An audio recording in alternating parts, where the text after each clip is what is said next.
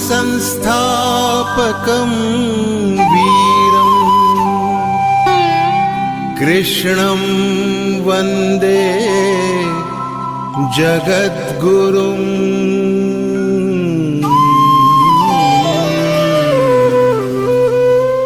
ईश्वर भक्ति भाव से बहती संस्कारों की धारा, भारत माँ की सेवा में गीता परिवार हमारा, गीता परिवार हमारा। ईश्वर भक्ति भाव से बहती संस्कारों की धारा, भारत माँ की सेवा में गीता परिवार हमारा, गीता परिवार हमारा।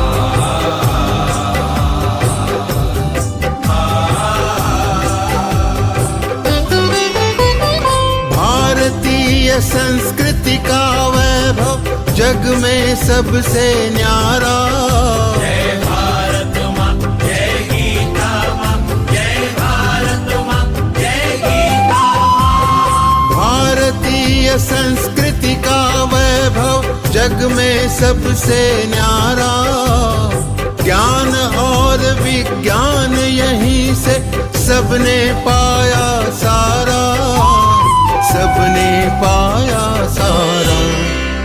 कुछ भूलों से हारा फिर से जीते देश हमारा, गीता परिवार हमारा, गीता परिवार हमारा। जय भारत माँ जय गीता माँ, जय भारत माँ जय गीता माँ।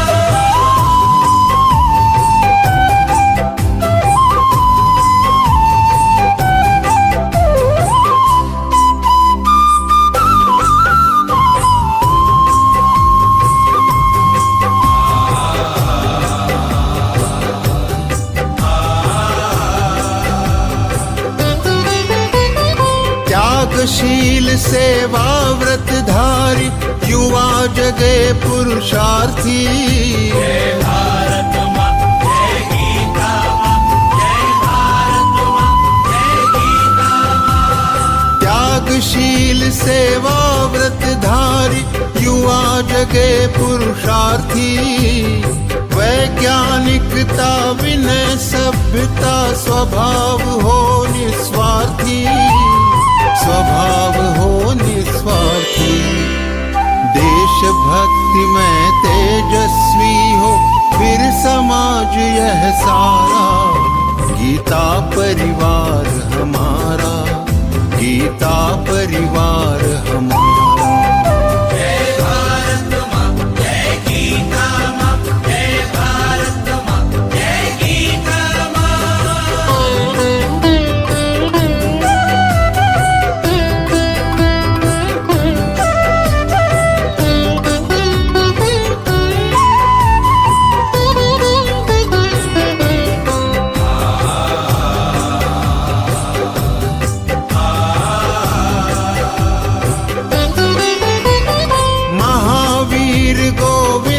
शिवाजी बुद्ध गगन के तारे, जय भारत माँ जय गीता माँ, जय भारत माँ जय गीता माँ। महावीर गोविंद शिवाजी बुद्ध गगन के तारे, परंपरा की पुण्य चेतना उर में हम सब धारे, उर में हम सब धारे। बाल हृदय में उसे जगाकर जगे देश यह सारा, गीता परिवार हमारा, गीता परिवार हमारा। जय भारत माँ जय गीता माँ, जय भारत माँ जय गीता माँ।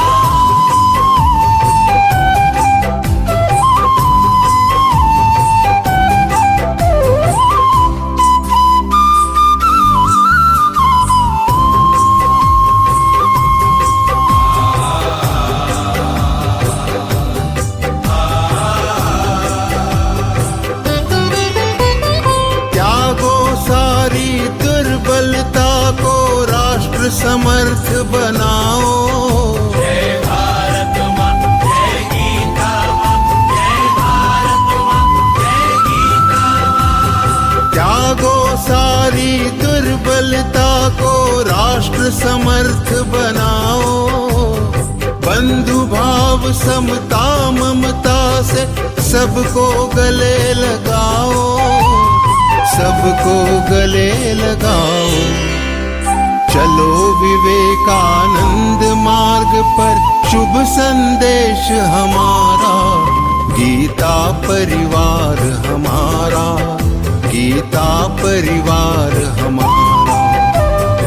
ईश्वर भक्ति भाव से बहती संस्कारों की धारा, भारत माँ की सेवा में गीता परिवार हमारा, गीता परिवार हमारा, गीता परिवार हमारा, गीता परिवार हमारा, गीता परिवार हमारा, गीता परिवार हमारा।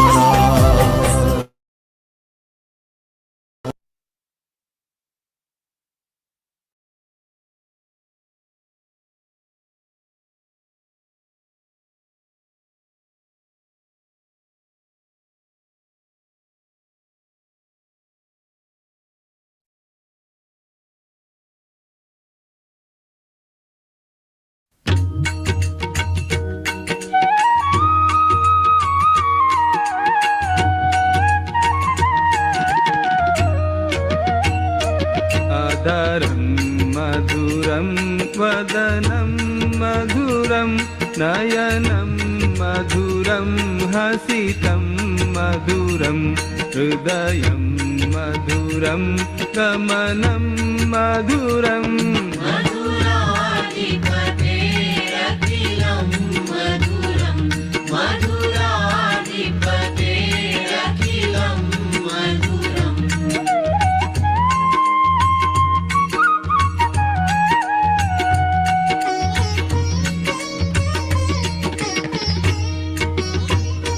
वचनं मधुरं चरितं मधुरं वसनं मधुरं वलितं मधुरं चलितं मधुरं भ्रमितं मधुरम्। मधुराधिपतेरखिलं मधुरं, मधुराधिपतेरखिलं मधुरम्।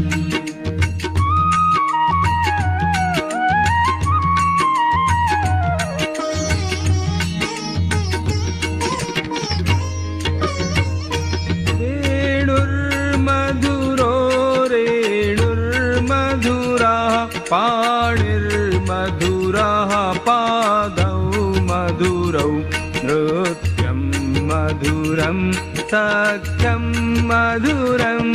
मधुराधिपतेरखिलं मधुरं, मधुराधिपतेरखिलं मधुरम्।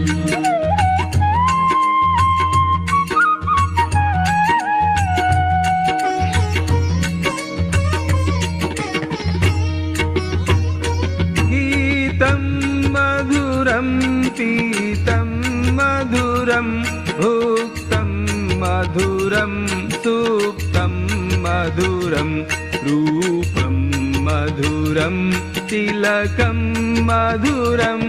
मधुराधिपतेरखिलं मधुरं, मधुराधिपतेरखिलं मधुरम्।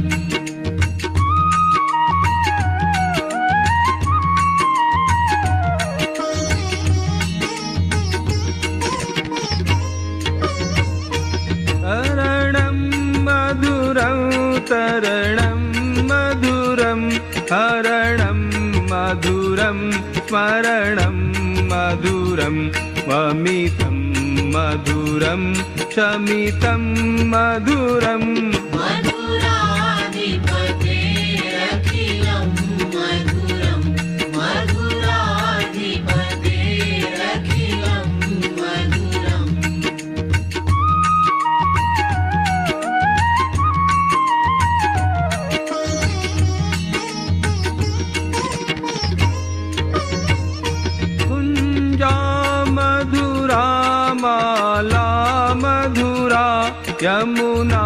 मधुरा वीची मधुरा सलिलं मधुरं कमलं मधुरम् मधुराधिपतेरखिलं मधुरं मधुराधिपतेरखिलं मधुरम्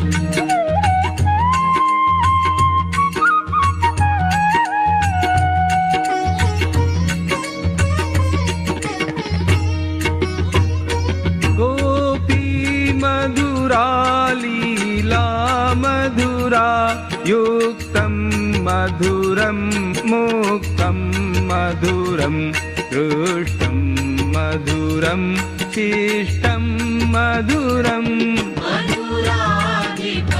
मधुराधिपतेरखिलं मधुरं मधुराधिपतेरखिलं मधुरम्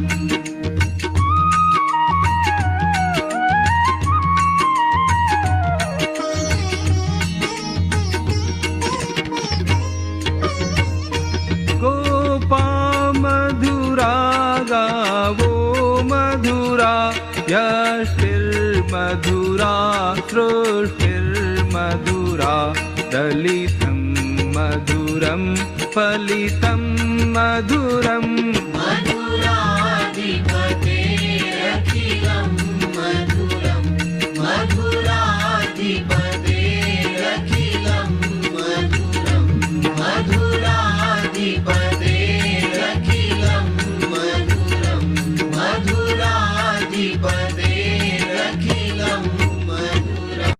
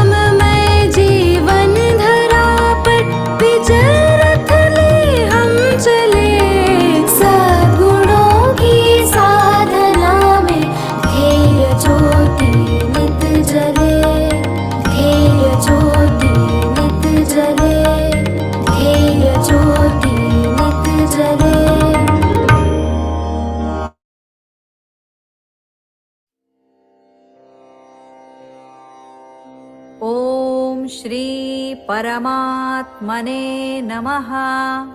ॐ श्री परमात्मने नमः। श्रीमद्भगवद्गीता श्रीमद्भगवद्गीता अथ पञ्चमोऽध्यायः।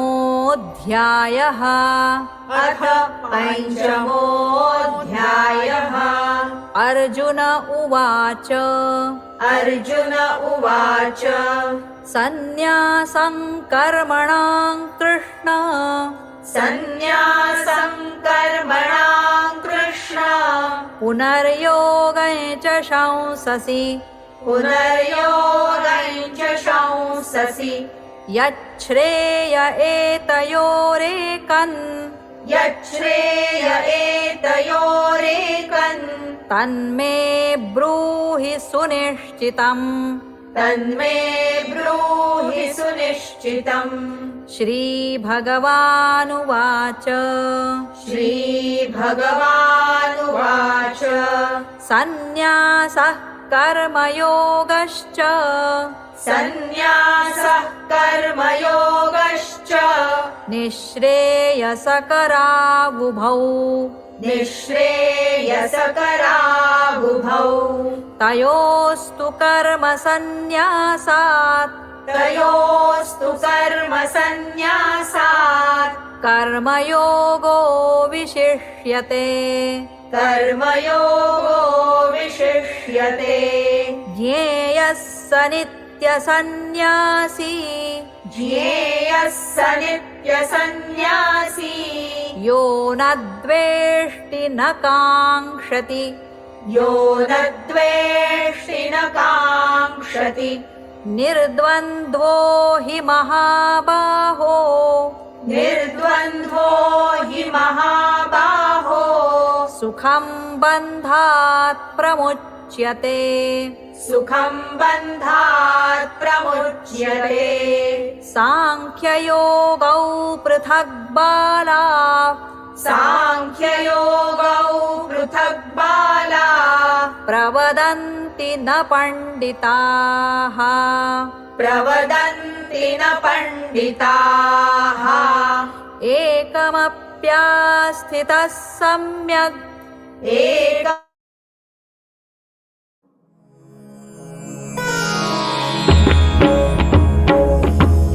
श्री गुरुचरण सरोज रज निज मनु मुकुरु सुधारी बरनौ रघुवर विमल जसु जोदायकु फलचारी बुद्धिहीन तनु जानिके सुमिरौ पवन कुमार बल बुद्धि विद्या देहु मोहि हरौ कलेस विकार।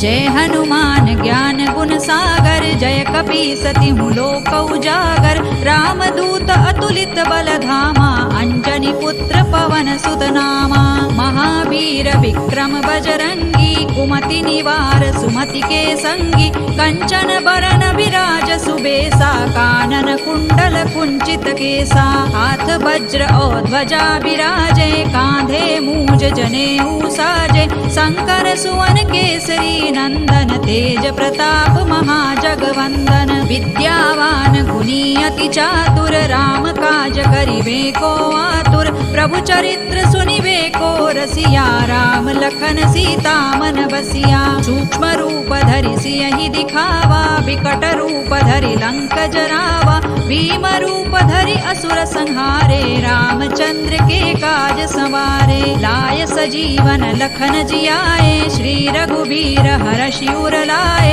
रघुपति कीन्ही बहुत बड़ाई तुम मम प्रिय भरतई सम भाई सहस बदन तुम रोजस गावे अस कहि श्रीपति कंठ लगावे सनकादिक ब्रह्मादि मुनीसा नारद सारद सहित अहिसा जम कुबेर दिक्पाल जहाते कवि कोविद कहि सकै कहाते तुम उपकार सुग्रीवहि कीन्हा राम मिलाय राजपद दीन्हा तुम्हरो मंत्र विभीषण माना लंकेश्वर भय सब जग जाना जुग सहस्र जो जन पर भानु लील्योताहि मधुर फल जानू। प्रभु मुद्रिका मेली मुख माही, जलधि लांघि गए अचरज नाही। दुर्गम काज जगत के जेते, सुगम अनुग्रह तुम्हरे तेते। राम दुआरे तुम रखवारे, होत न आज्ञा बिनु पैसारे। सब सुख लहै तुम्हारी सरना, तुम रक्षक काहू को डरना।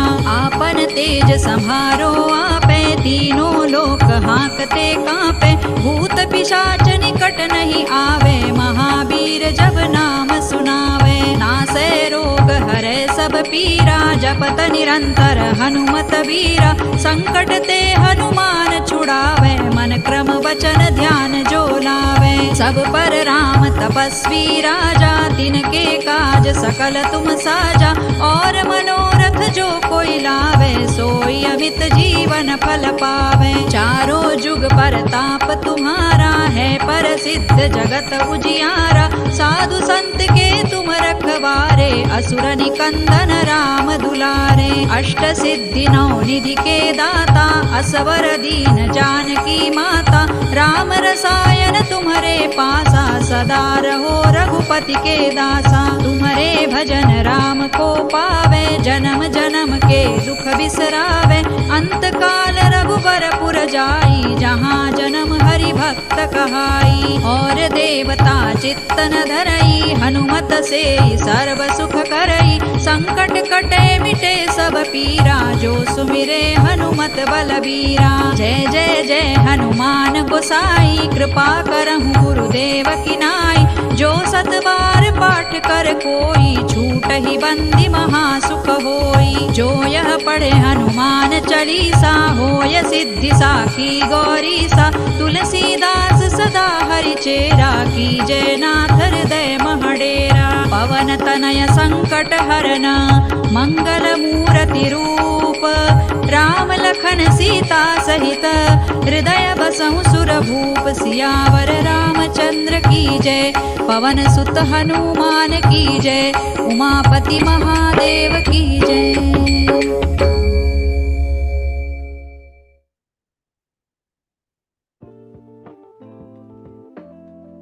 Jai Shri Krishna. In Zoom meeting, if you want to turn off the notification of Zoom chats, then click on the chats and then click on these three dots. Turn off notifications, click on that. Click on the mute option, and now chats notification will not disturb you. Jai Shri Krishna.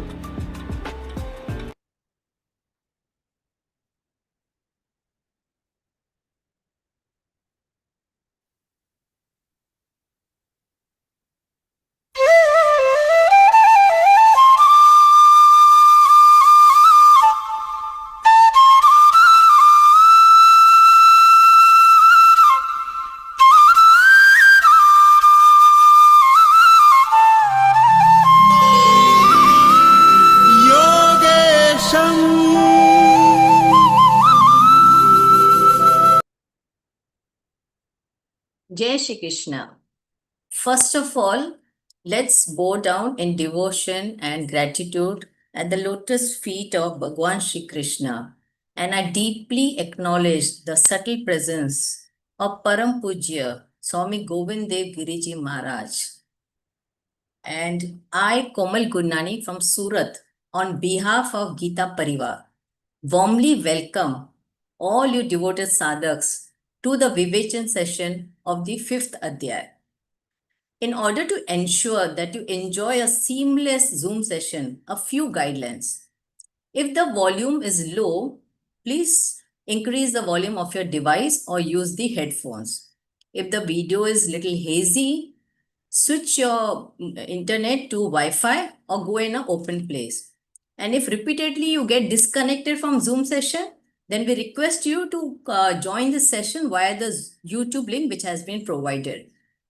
I'm very happy to announce that the new L1 batch shall be commencing from the 7th of August. So please share this with your friends and family and let everyone enjoy this divine nectar. Every auspicious occasion starts by invoking the blessings of the divine. So let us join our hands, bow our heads, and invoke the blessings. And for this, I respectfully invite Pinakini Didi, who is from Ahmedabad, to recite the prayer. Pinakini Didi is a homemaker and she has joined Geeta Pariwar in August 22. She is now giving seva as the L1 trainer. Pinakini Didi, Jai Shri Krishna. जय श्री कृष्ण प्रार्थना वसुदेव सुतं देवं कंसचाणूरमर्दनं देवकी परमानन्दं कृष्णं वन्दे जगद्गुरुं कृष्णं वन्दे जगद्गुरुं जय Shri Krishna Thank you very much, Didi, for such an heartfelt prayer. And now, as per our tradition, we proceed for the deep Prajvalan, the lighting of the lamp, which will help to dispel the darkness of ignorance. And for this, I invite Jagdish Jahagir Bhaiya, who is from Shambhaji Nagar. He is MSc in Agriculture and also a PhD. He has joined Geeta Pariwar in September 25, and in a very short period, he is giving various types of seva. He is a tech star, a group coordinator, he is in the GC support team, monitoring team, and the TA examination. Dr. Jagdish Bhaiya, please proceed. निषिद्धैरप्येभिर्लुलितमकरन्दो मधुकरैः करैरिन्दोरन्तश्छुरित इव सम्भिन्नमुकुलः विधत्तां सिद्धिन्नो नयनसुभगामस्य सदसः प्रकीर्णः पुष्पाणां हरिचरणयोरञ्जलिरयम् शरदिन्दुनिभां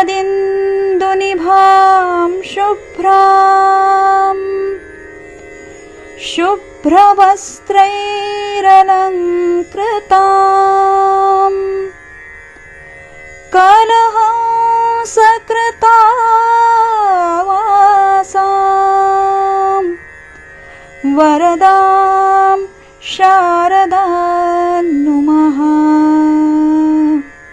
वरदां शारदां नुमः.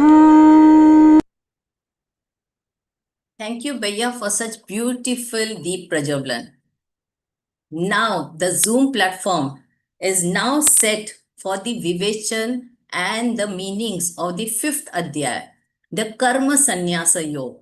Let us understand how we can become the favorite child of Shri Krishna and also understand whether our karmas will bind us or liberate us.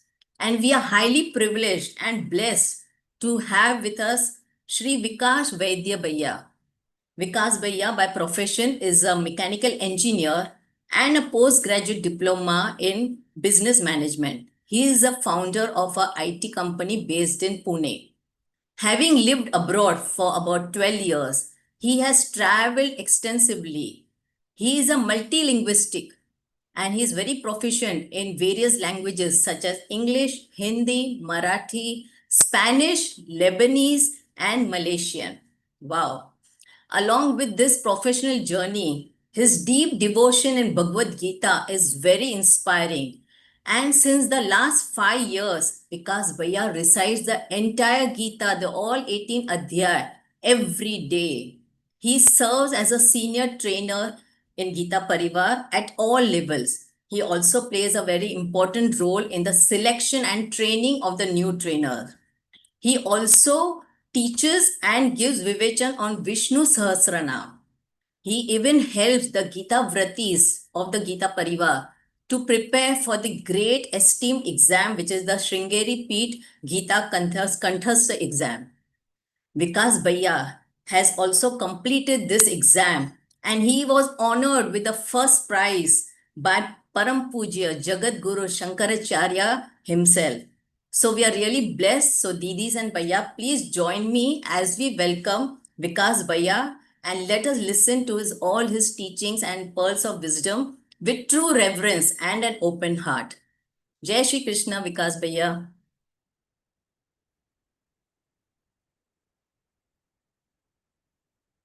Okay. Vikas Jai Shri Bhaiya Krishna, is, Didi. yeah. Yeah, Jai Shri Krishna. Thanks for introduction, and let us begin with the Adhyay. We are studying a new Adhyay today. As Didi said, Karma Sannyasa Yoga, the fifth Adhyay Bhagavad Gita. Before we start really learning the intricacies of this Adhyay, let us first understand as to what exactly we are going to learn in this Adhyay. A quick summary of all the teachings that Krishna Bhagavan gives us in this Adhyay. This Adhyay, it resolves one of the most important questions that arises in every spiritual seeker's mind. The question is it better to renounce worldly life, sannyas le le samsar se, and become a monk, or to continue performing one's worldly duties, samsaric karma, while remaining spiritually detached? What should I do?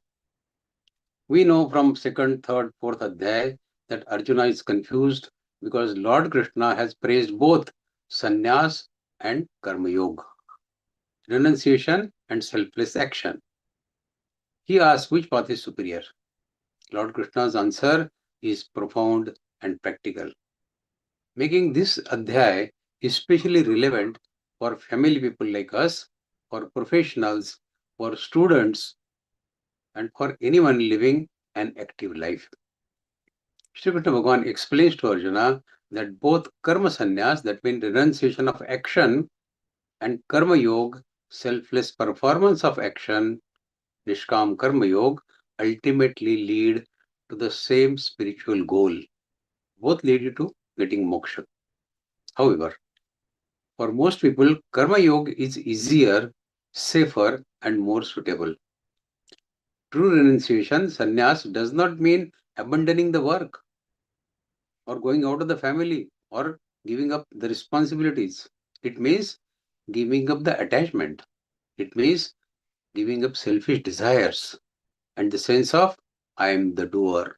To give up this, Lord Krishna also teaches that a person who performs duties without expecting rewards remains inwardly free. Such a person works with dedication but accepts success and failure with equal calmness. Samatva Yoga Uchyate is the principle of Gita. Like the lotus leaf that remains untouched by the water, although it lives in water, the karma yogi, he lives in the world without becoming bound by it. Shri Krishna further explains in this Adhyay that wise understand that the body, the senses, and the mind, Sharir, Indriya, and Man, perform all actions according to nature. We are all governed by Prakriti. The self, that means the Atma, is only a witness of our actions. When one realizes this truth, the burden of ego disappears. Instead of thinking, I achieved this or I failed in this, one understands that all actions are the part of the divine order. Another important teaching of this Adhyay is equanimity, samatva. A spiritually mature person sees all beings with equal vision. A learned scholar, a cow, an elephant, a dog, or even an outcast. That means person who is very sinner, papi. This equality does not mean ignoring the differences in their abilities or roles, but recognizing that the same divine presence is there in every living being. Such equal vision destroys prejudice, hatred, pride, and discrimination. Shri Krishna also warns us that external pleasures obtained through senses are temporary. Indriya Sukh is temporary. Every worldly enjoyment has a beginning and an end, and is often followed by dissatisfaction. Therefore, a wise person gradually turns inward and discovers the lasting happiness that comes from inner peace rather than external possessions or external praise. Then the Adhyaya emphasizes mastery over the mind and senses, Mano Nigraha and Indriya Nigraha. Anger, desire, greed, jealousy, and attachment, they all disturbed our mental peace. A person who learns to control these impulses of life, he becomes truly free. Such self-control is not suppression, but understanding. When the mind is anchored in higher values and spiritual wisdom, lower desires naturally lose their hold on the mind. Sri Krishna describes the qualities of a liberated person, Jivan Mukta person. Such an individual, he remains cheerful in success, undisturbed in failure, free from excessive excitement or sorrow, and content within himself. This inner stability comes not from favorable circumstances, but from union with the Supreme Self. Towards the end of this Adhyaya, Shri Krishna briefly introduces the practice of meditation, dhyan. By withdrawing the senses, regulating the breath, controlling the mind, and focusing on God, one gradually attains inner tranquility. We'll see if the time permits, we'll do dhyan on some of the important shlokas of this Adhyaya even today. So meditation complements Karma Yoga by purifying the mind and deepening one's awareness of the self. The Adhyaya concludes with one of the most comforting declarations in Bhagavad Gita. Shri Krishna Bhagavan says that true peace belongs to the person who recognizes him as the enjoyer of all sacrifices, yajna and austerities, tapas, the supreme lord of all worlds, the sincere friend and well-wisher of every living being. When a devotee understands that God is not harsh judge, but the eternal friend who always desires our welfare, our fear, our anxiety and insecurity, they begin to disappear when we start looking at God from this point of view. So trust replaces our worry and devotion becomes natural for us. Practical lessons for us in our daily life from this Adhyaya are, for family people, this Adhyaya teaches that spirituality does not require escaping from society. One can serve parents, spouse, children, colleagues, and society while progressing spiritually. Both can happen parallelly. Every duty can become worship. Work can become worship if performed honestly, selflessly, and as an offering to the God. A doctor treating patients, for example, or a teacher educating students, or a business person dealing ethically, a homemaker caring for the family, or a student studying sincerely, all can practice Karma Yoga.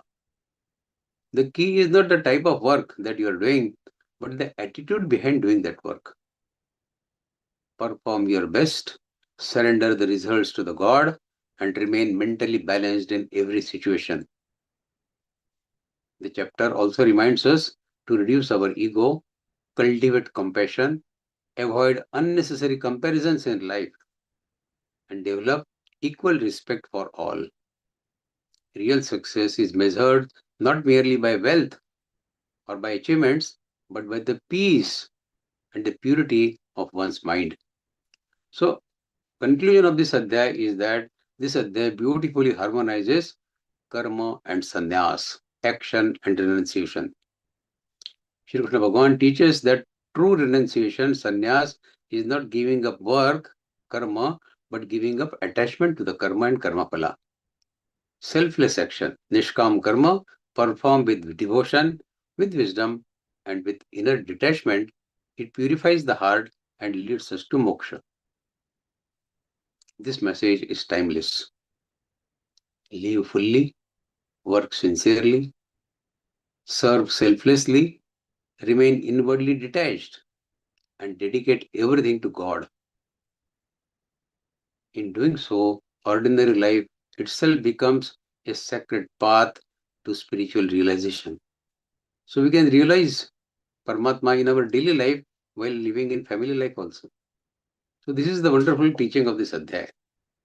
With this small mention about the background, we'll start studying the adhyaya now.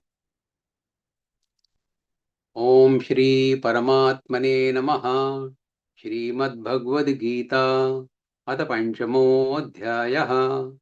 Arjuna Vacha Sannyasam Karmanam Krishna Punaryogan Cha Shanshasi Yachriya Etayorekan Tanme Bruhi Sunishchitam.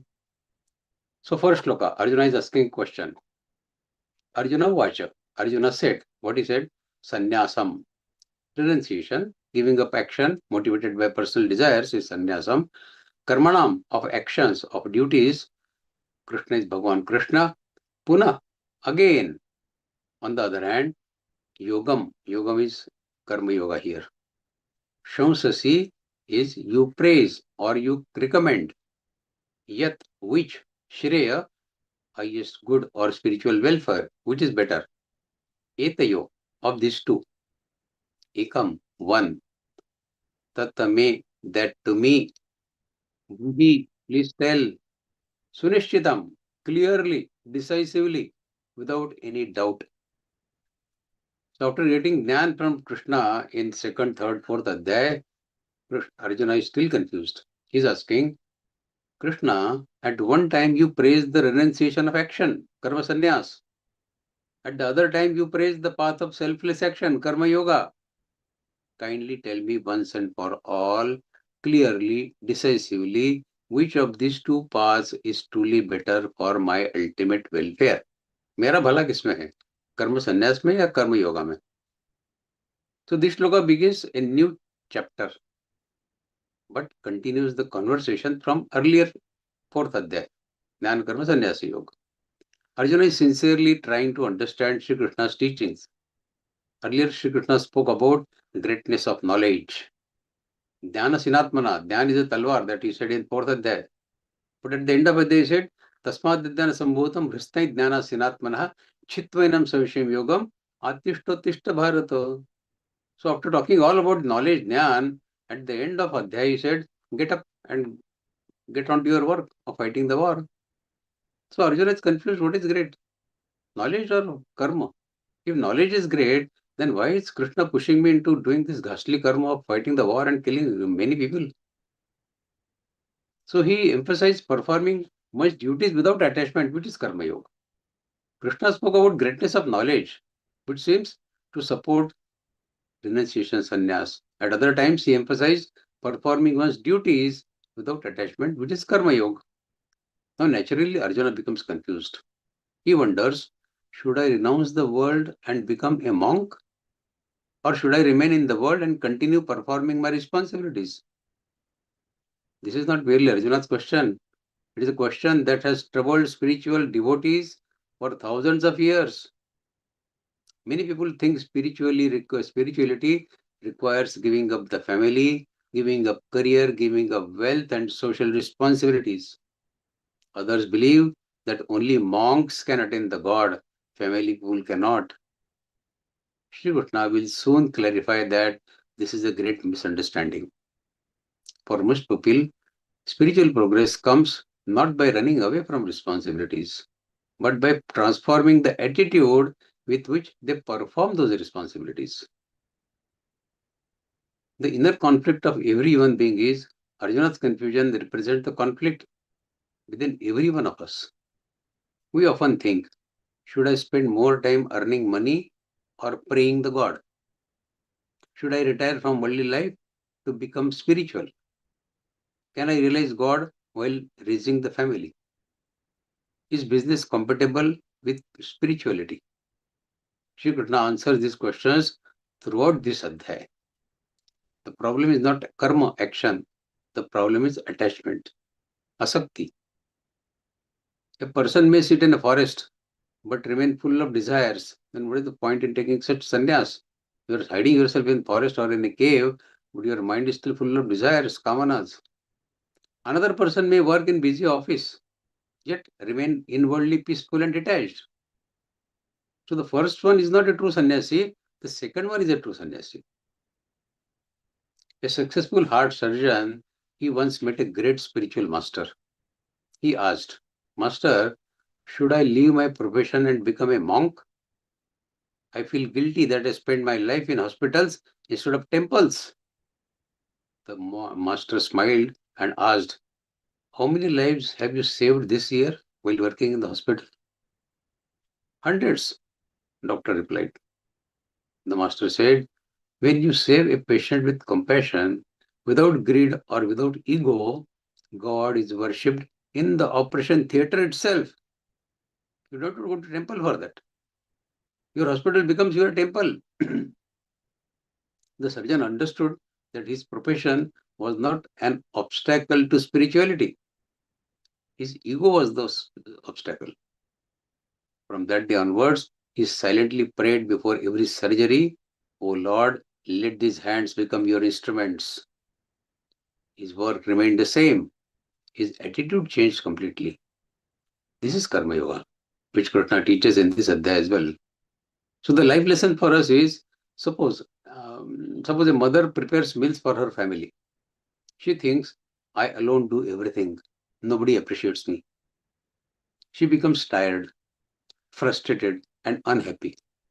Another mother, she prepares the same food but mentally offers it to the God. She feels grateful that she has the opportunity to nourish her family. Her work is identical. Her peace is completely different. The difference lies not in the karma, both are cooking only, but in the attitude while doing the karma. So this shloka encourages us to seek clarity before making major life decisions. Many people take drastic changes during periods of emotional confusion. They resign from their jobs impulsively. They abandon their responsibilities. They assume spirituality means escaping the difficulties. Arjuna teaches us a better way. He asks a question. He seeks guidance. He wants clarity, certainty before acting.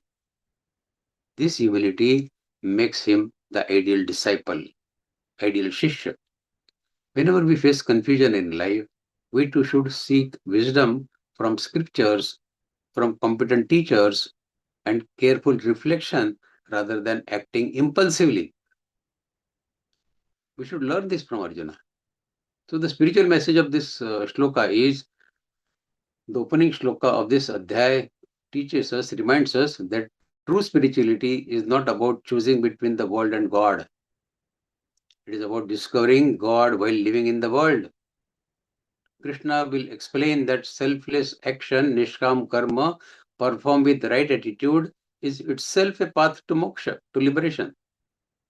So the key takeaway of this shloka for us is, or rather, spiritual doubts should be resolved through sincere inquiry.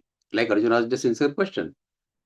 Renunciation, sannyas, is not merely giving up the work, it is giving up the attachment and ego. Karma Yoga allows ordinary people to progress spiritually while fulfilling their responsibilities. Every duty can become worship. Work can become worship, provided performed selflessly and as an offering to the God.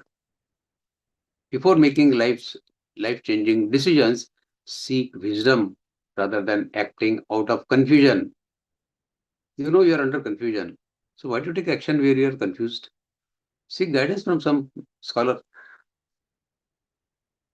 Ask yourself, am I trying to escape my responsibilities in the name of spirituality? Or am I transforming my daily duties into an offering to the God? This single question captures the essence of Arjuna's inquiry and prepares us for Lord Krishna's profound answer in the shlokas that will follow. Next shloka, Śrī-Bhagavānuvaca, God will explain now. Sannyāsah karma yogascha nishreyasakaravabhau tayostu karma sannyāsāt karma yogo vishishyate. Sannyas, renunciation, giving up action motivated by worldly kamana, worldly desires. At a deeper level, renunciation of attachment and ego, sannyas. Karma yoga, performing one's prescribed duties selflessly without attachment to results and dedicating them to God is Karma Yoga. Nishreyasa Karo, leading to the highest good of us, bestowing liberation, moksha, and ultimate welfare. Ubho means both. Tayo, of these two means, however, karma sannyasat, compared to renunciation of karma action, karma yoga, the yoga of selfless action, vishishyate, is superior, it excels, is especially recommended. So Krishna Bhagavan replies Arjuna's question, saying that both renunciation of action, sannyas, and the path of selfless action, nishkam karma yoga, both lead to the highest spiritual good, that is moksha. However, of the two, karma yoga is superior for most people. So this shloka is one of the Bhagavad Gita's most practical teachings from Shri Krishna. Shri Krishna immediately clears Arjuna's confusion.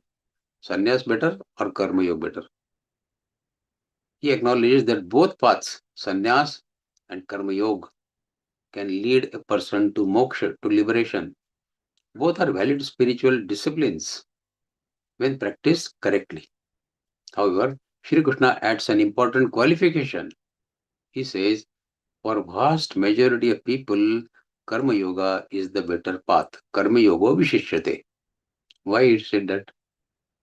Because merely giving up external work does not automatically remove your inner desires. If you are still holding desires in your mind, external giving up the karma, does it make any sense? A person may leave home, wear saffron robes, live in a forest or in a cave, yet continue to think about the wealth, about the fame, about the comforts, or about the relationships. Such external renunciation has little spiritual value, rather no value. If the mind remains attached to all these things, then what is the meaning of this sannyas? On the other hand, a person living in the family, work, and society can become spiritually free by performing every duty with sincerity, without selfishness, and as an offering to the God. Shri Krishna is teaching that renunciation, sannyas, is primarily a matter of heart and not of geography. External renunciation, external sannyas versus internal sannyas. Many people misunderstand spirituality. They think spirituality means giving up one's profession. Spirituality means avoiding responsibilities. Spirituality means withdrawing from society. Yeah, Adhyatma. Shri Krishna corrects this misunderstanding. He teaches us that what truly binds us is not the karma, but the attachment to the fruits of karma. A teacher educating children, a doctor treating his patients, a farmer cultivating crops, or a homemaker caring for the family, or businessman conducting honest trade, all can attain spiritual growth if they perform their duties selflessly. Bhagavad Gita does not ask everyone to become monk, or rather anyone to become monk. It asks everyone to become a karma yogi, which we can become while living in the family as well. What says karma yoga vishishyate? Why karma yogi is here? The human mind cannot remain inactive for long. We have learned this in third adhyaya also.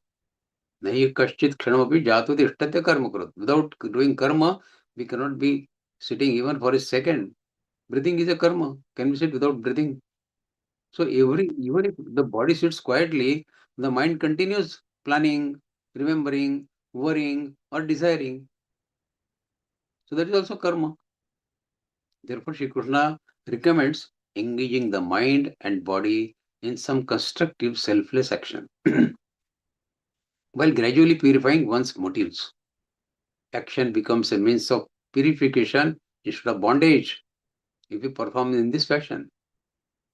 Just as flowing water remains fresh while the stagnant water becomes impure, the life of selfless action keeps the mind active, humble, and pure. A wealthy businessman, he once approached a spiritual teacher. He said, I want to renounce everything and go to Himalayas. The teacher asked, why? Why you want to go to Himalaya? The businessman replied, my office is full of stress. Everyone disappoints me. Clients argue, and I have no peace of mind.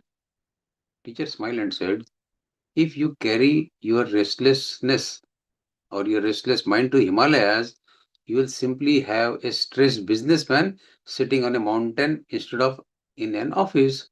You will remain the same. Instead of sitting in the office, you will sit in the mountain. That's all. That's the only difference that will take place. Then he added, stay where you are. Conduct your business honestly. Treat every employee fairly. Earn ethically. Help the society. Offer your work to God.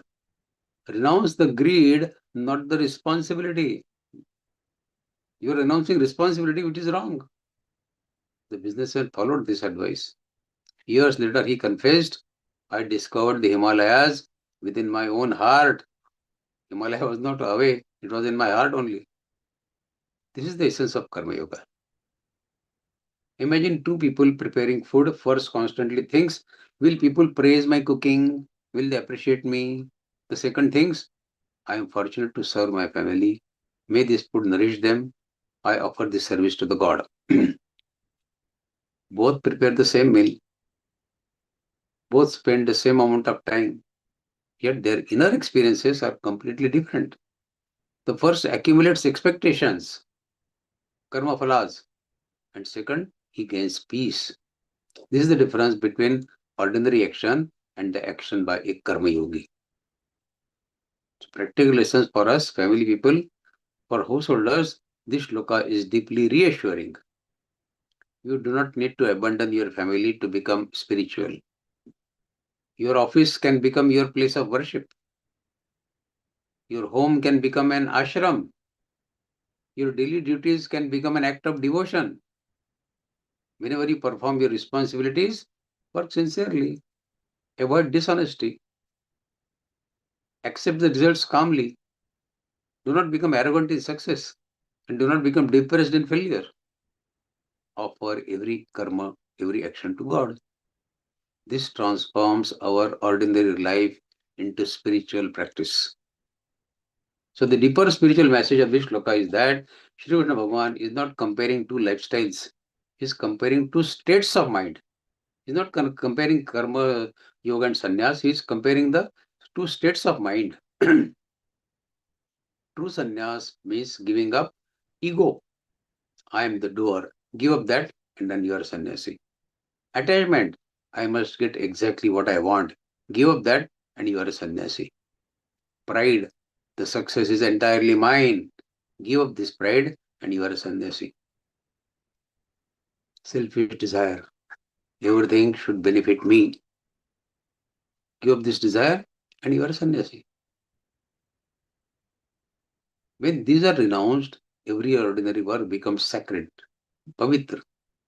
As Swami Vivekananda beautifully expressed, it is not the work that binds us, it is our attachment to the work that binds us. This perfectly reflects the spirit of this shloka. So ask yourself today, am I trying to escape my responsibilities? Or am I learning to perform them with a spirit of selfless service? When the attitude changes from I work for myself to I work as an instrument of God for the welfare of others, every action becomes a karma yoga. And every day becomes a step towards inner freedom. Next shloka. Neyasritta sannyasi yo na dveshta na kankshati nirdvandvo hi mahabaho sukham bandhat pramuchyate. Neya should be known or should be understood. That is Neya. Sam is Sarvanam in Sanskrit. He, Nitya Sannyasi, a true and constant renunciate sannyasi. One who is always detached inwardly is a true sannyasi. Here, another Sarvanam in Sanskrit. Here means who? No, does not. Dveshti, hates, dislikes intensely or harbors resentment. That is Dveshti. Kankshati, desires or craves for or longs for. Nirdvandva, free from pairs of opposite. Labh, hani, sukh, dukh, favorable, unfavorable. They are the dandvas, opposite. So Nirdvandva is free from those opposites. pleasure, pain, gain, loss, praise, blame. These are, if you are away from this, then you are nirdvandva. Mahabaho is calling Arjuna, Sukham, easily, happily, effortlessly, Bandhat, from bondage, from attachment, Pramuchyate, is completely liberated, is completely freed. So Krishna Bhagavan says to Arjuna, you should be known as a true and perpetual renunciate sannyasi who neither hates, na dveshti, or desires anything, na kankshati. Na dveshti and na kankshati. So Mahabahu Arjuna, one who rises above the pairs of opposite, that means he becomes nirdvandva, he easily becomes free from bondage of worldly life. So in the earlier shloka, Shri Krishna says that Karma Yoga is generally superior to external renunciation. Karma Yoga Vishishyate, then Karma Sannyas. Now he explains what true renunciation really means. What is true sannyas? A genuine sannyasi is not identified by wearing saffron robes, living in a monastery, or giving up professions. Shri Krishna gives a very different definition of sannyasi. A true sannyasi is one who does not hate anyone, na dveshti, who is not driven by endless desires, na kankshati. This is a very revolutionary teaching of Bhagavad Gita. We think sannyasi means wearing saffron robes. No, Krishna says, no, this is wrong. Many people believe that a renunciation is about changing clothes or changing places. Shri Krishna says it is about changing your mind. A person may live in a palace and yet inwardly remain detached. Then he is a sannyasi. He may be living in a palace. Another may live in a cave but remain full of jealousy, full of anger, or full of ambitions. Will you call him sannyasi? Krishna says no, he is not a sannyasi. Who is real sannyasi? According to Shri Krishna, it is the first person who is na dveshti na kankshati. He is a sannyasi. There are two chains that bind us. One chain is hatred and another chain is desire. Shri Krishna points out two powerful forces that bind our human beings. Desire, kankshana. The mind constantly says, I need a bigger house, I need a bigger car, I want more recognition, I must have that promotion, I will be happy only these things happen as according to my wish. There is nothing wrong in keeping healthy aspirations or sincere efforts. The problem begins when our happiness becomes completely dependent on fulfilling every desire. Endless craving makes mind restless, and restless mind can never think of spirituality. Second bondage is of hatred, dvesh. Hatred often arises when our desires are frustrated. Someone insults us, someone succeeds before us, someone disagrees with us. The mind begins to carry resentment. Hatred consumes more energy, the one who hates, his energy is consumed more than the person whom we hate. He doesn't consume any energy. We hate him and we consume our energy. It steals our peace.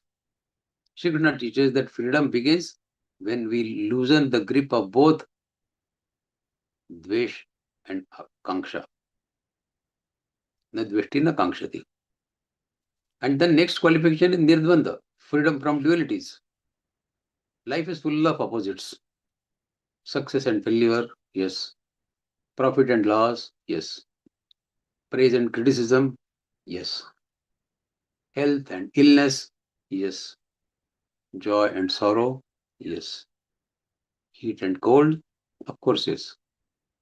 Most people become emotionally unstable because they swing between these two extremes. Pendulum ho jata hai unka.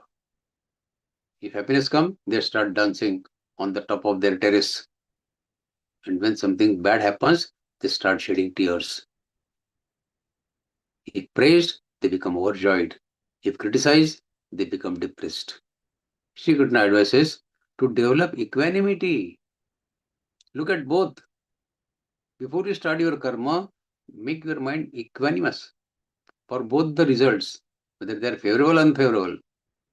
Remaining balanced amid changing circumstances of life. And this has to be prepared mentally before you start the karma, not after the karma has already happened. Because after the karma has happened and you get the result, any Tom, Dick, Harry can understand whether it is favorable or unfavorable, and he can get disturbed or overjoyed.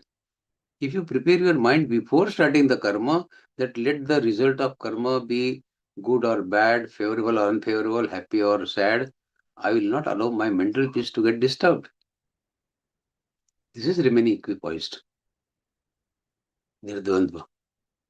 This does not mean becoming emotionless.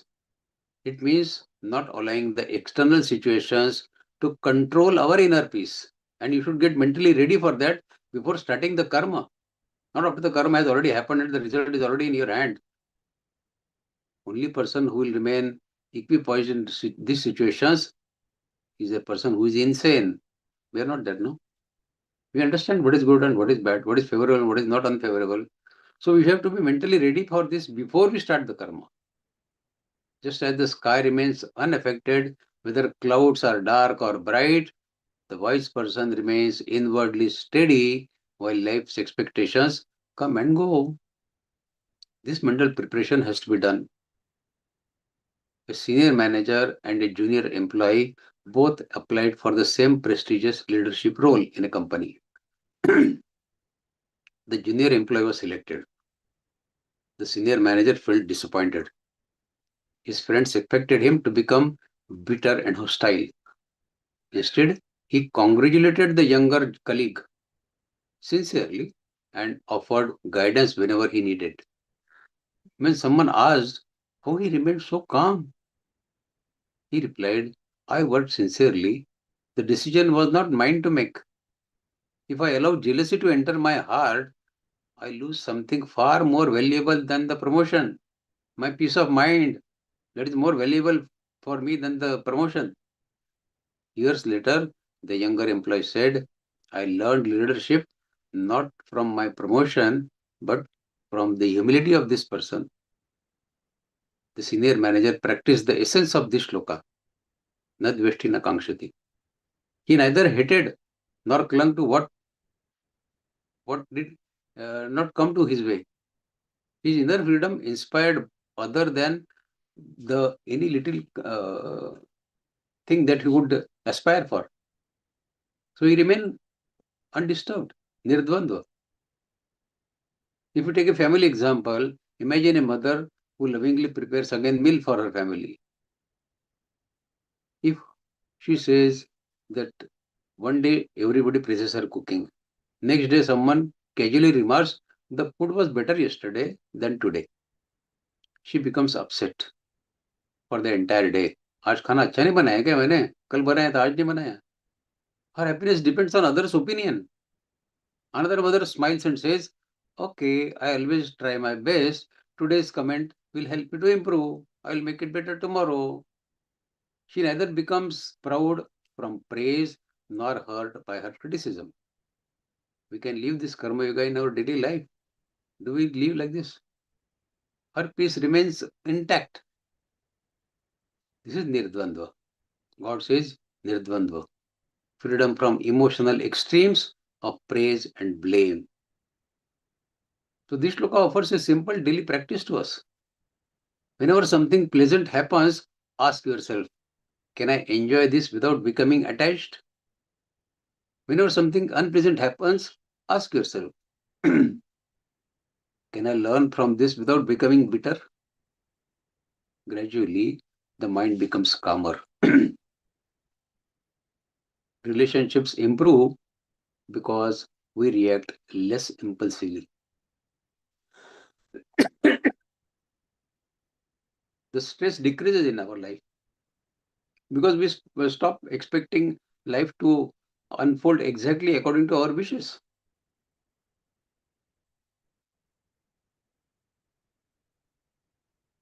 Our inner happiness becomes far more stable because it no longer depends entirely on external events.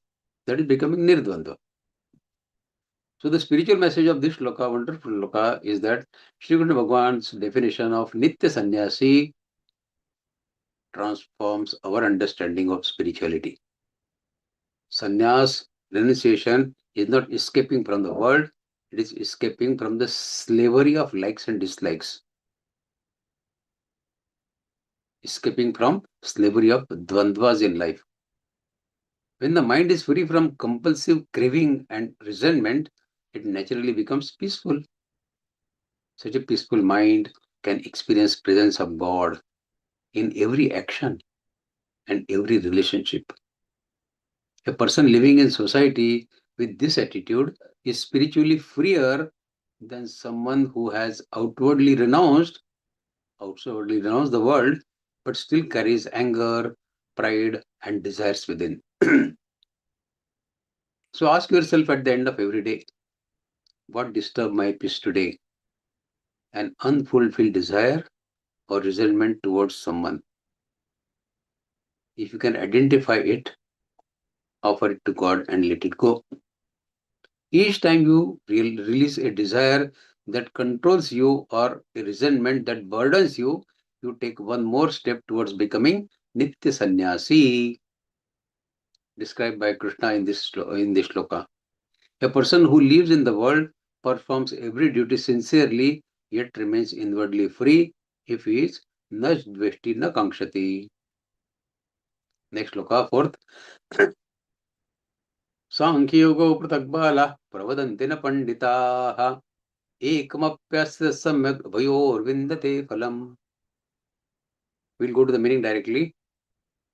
God says, only the ignorant think that the path of knowledge, Sankhya, and the path of selfless action, Nishkam Karma Yoga, are completely different.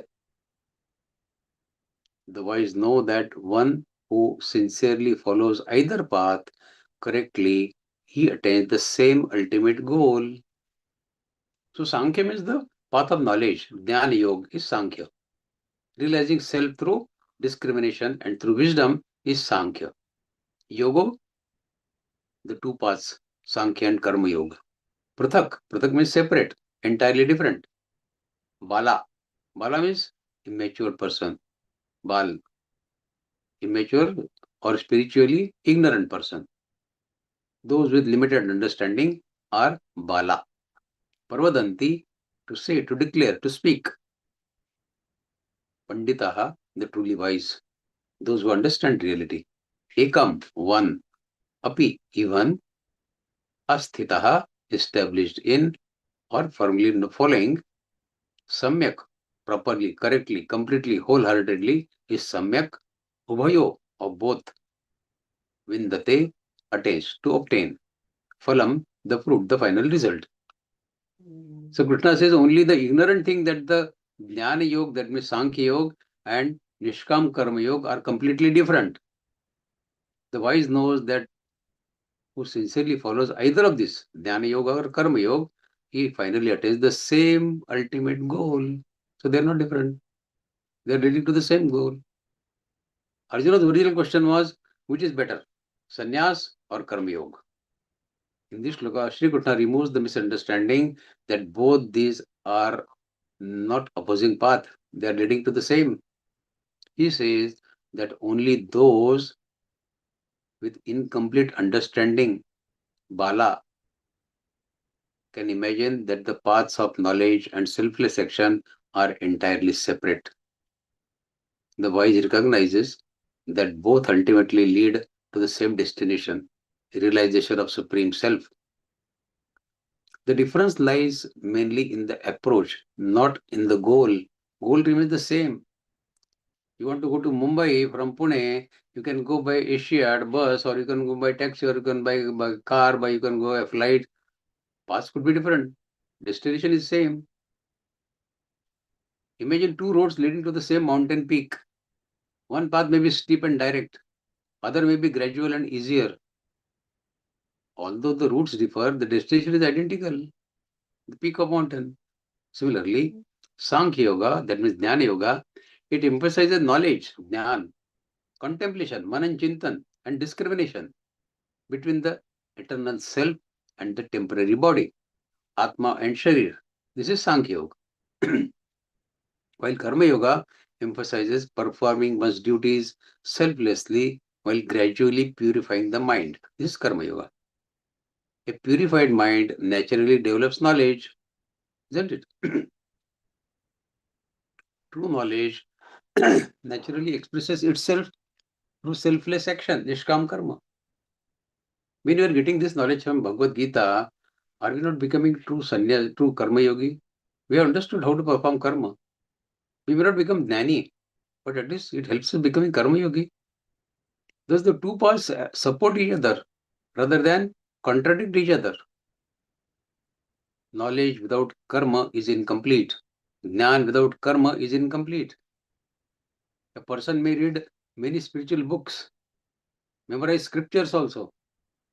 But if that knowledge does not make him kinder, humbler, or more compassionate, it remains intellectual information rather than spiritual wisdom. WhatsApp knowledge everybody has. But does it make everybody jnani? Similarly, a person may perform very charitable activities.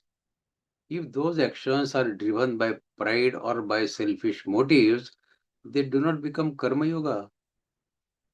Shri Krishna teaches us that right understanding and right action must go together. Right understanding, that is the knowledge, and right action is the karma. They must go together.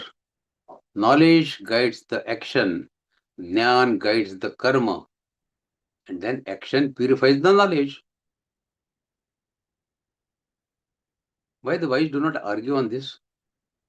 Throughout history, people have argued which religion is superior, which philosophy is highest, which spiritual practice is best. Shri Krishna discourages such debates. He doesn't like such senseless debates. The truly wise focuses not on proving others wrong, but on sincerely following their own path. A person who faithfully practices one authentic path with sincerity, he eventually develops the virtues common to all genuine spiritual traditions. Humility, compassion, self-control, truthfulness, love for God, service to others. If you are learning this by following any path, ultimately you are reaching the same destination. These qualities matter more than the labels or the paths that you follow. Two friends wanted to improve their health. One chose brisk walking every morning.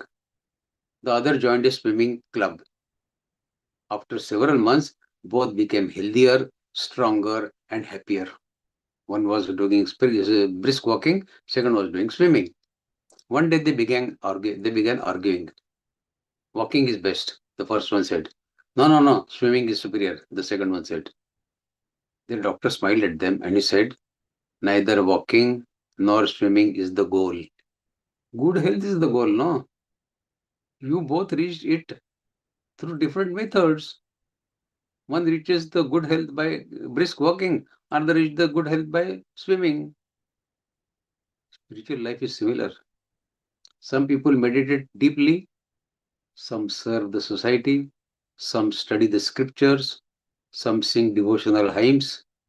If practiced sincerely and with right attitude, all these disciplines bring one closer to the God. There is nothing one path that is superior and another is inferior. The goal is transformation, not the comparison. We have to transform ourselves, that is the goal, no? Bring it closer to the God. Comparison is not the objective. Imagine a family planning a journey to a famous temple, for example. One member drives, another travels by train, third takes a bus. The routes are different. The travel experiences are different. But finally, stand before the same deity. Same Bhagwan ke samne khade na aap. Whether you go by bus or by train or by car, by anything. No one says because you came by train, your darshan is invalid. He came by flight, so his darshan is valid. ऐसा होता है क्या? God is same. Likewise, sincere devotees may follow different spiritual disciplines in life suited to their temperament. What matters is whether they are moving towards God with sincerity or not. That's the only question. So this shloka teaches us several valuable principles of life. Respect different paths. Not everyone grows spiritually in the same way. Some enjoy spiritual study, some find fulfillment in social service, some prefer meditation, some express devotion through music and prayer. Instead of criticizing others, appreciate the diversity of spiritual temperaments. Second lesson, practice instead of debating. Reading about spirituality is helpful, yes. Discussing philosophy is useful, yes. But transformation comes from daily practice, not through bookish knowledge only. Even 15 minutes of sincere prayer or selfless service has greater value than hours of argument. Third lesson we learn is integrate knowledge and action. Integrate jnana and karma. Learn something from scriptures like Bhagavad-Gītā or Vishnu Sahasranam, then apply it. Pujya Swamiji says, Gita padhe padhaye aur जीवन में लाए. So we have to apply it in our life. For example, if you read that forgiveness is a virtue, kshama karna is a virtue. Forgive someone and test it. Don't only read it in the book that forgiveness is a virtue. Forgive someone. Put it in your daily life. If you learn that compassion is divine, help someone in need, practice it. Practice compassion in your daily life. Knowledge becomes wisdom only when it is lived. Otherwise, it remains only in the books. Krishna's teaching that external differences often conceal an inner unity. Just as rivers flow through different landscapes, yet merge into the same ocean. Authentic spiritual disciplines ultimately lead to the realization of the same divine truth. The mature seekers therefore develops respect rather than arrogance. He no longer asks which path is greater. Instead, he asks, am I sincerely walking the path that I have chosen? That change in attitude marks the genuine spiritual maturity. So ask yourself every day, do I spend more time discussing spirituality than practicing it? अध्यात्म के ऊपर मैं सिर्फ चर्चा करता हूँ और should I or am I bringing it in practicing in my daily practice? If every teaching you learn is translated into the kind of in the one act of kindness, one moment of self-control, or one selfless action deed, you are already walking both Sankhya and Karma, Jnana Yoga and Karma Yoga together. As Shri Krishna teaches, when practiced with sincerity, either path leads to the same divine destination, union with God and freedom from bondage. So never argue, my path is superior, his path is inferior, like that. Next shloka, shlok 5. Yat sankhye prapyate sthanam tadyogairepi gamyate ekam sankhyaincha yogaincha yat pashyati sa pashyati. जिसने ये देखा उसने सब देख लिया.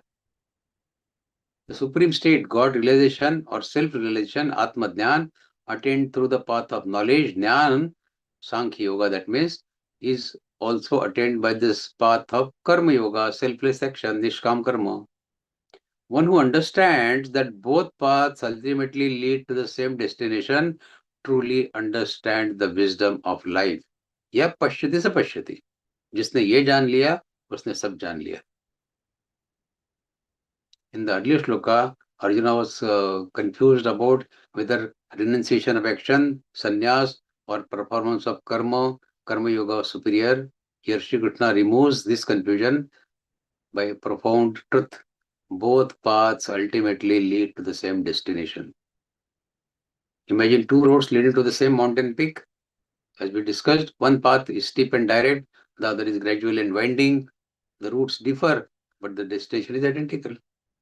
Similarly, the path of Jnana Yoga, knowledge, and the path of selfless action, Karma Yoga, are different paths only.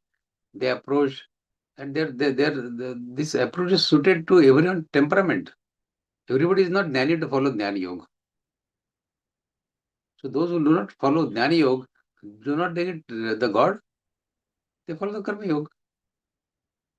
both culminate in the realization of the Supreme. The Sankhya Yoga emphasizes discrimination between eternal self and temporary body and mind. Through study, through contemplation, through meditation, the devotee realizes, I am not this body, I am the immortal self. This is Sankhya Yoga. The Karma Yoga path is, it encourages us to continue performing our worldly duties while dedicating every action to God and remaining unattached to success or to failure. This is Karma Yoga. Gradually, this purifies the mind, and purified mind, it attains the same realization attained by the Jnana Yogi. So, this sloka teaches us to respect for diversity in spiritual practice. One person may prefer meditation, another selfless service, another devotion, another spiritual study. Instead of criticizing one another, we should recognize that God has provided multiple paths because human temperaments are different. सबका स्वभाव एक शरीर का नहीं होता है. The real test is not which path we follow. The real test is how sincerely we walk on that path. A sincere karma yogi may attain liberation sooner than a proud scholar. ज्ञान योगी है लेकिन proud है, but karma yogi sincere है तो he will attain that destination first. Likewise, genuine knowledge naturally expresses itself through compassion and selfless action. Ultimately, knowledge and karma, jnana and karma, complement one another rather than they compete. They complement with one another. Thus, Sri Krishna invites us to look beyond external differences of Jnana Yoga and Karma Yoga and appreciate the underlying unity of spiritual life, that they both lead to the same destination. The practical lesson for us is, for householders, this sloka offers immense reassurance. You do not have to renounce your home, your career, your responsibilities to progress spiritually. Perform every duty honestly, dedicate your work to the God, avoid attachment to personal gain, cultivate inner wisdom, whether through knowledge or through selfless action. Sincere efforts leads to the same divine realization. This understanding removes the confusion in our mind, promotes harmony, encourages us to honor every genuine path that leads towards God. This is the vision of one who truly sees, ya pashyati sa pashyati. जिसने ये देख लिया उसने सब देख लिया. One who has understood this principle of life has understood everything of spirituality. Next sloka. Sannyasasthu mahabaho dukkhamaptma yogatah yogayuktom nirbrahma nachirenadi gacchati. Mahabaho Arjuna, mighty Arjuna, renunciation, sannyas, without discipline of karma yoga is difficult to practice and often leads to suffering only. But one who is established in karma yoga, performing duties with detachment and devotion, he quickly attains Parabrahma, the supreme reality. Great announcement by God. In this sloka, Shri Krishna gives practical guidance to Arjuna about the right approach to spiritual life. While sannyas, renunciation appears attractive, कुछ करना नहीं पड़ता है, छोड़ दिया सब, sannyas हो गया. It may look attractive. Shri Krishna explains that external renunciation without inner purification is difficult. If you are inwardly not purified, external renunciation is very difficult and may even become a source of frustration for you. संन्यास लिया फिर भी परमात्मा का दर्शन नहीं हो रहा है, कैसे होगा? Your inner purification has not taken place so far. Many people believe that spirituality requires giving up family life, career, worldly responsibilities. Shri Krishna corrects this misunderstanding again and again in this adhyaya.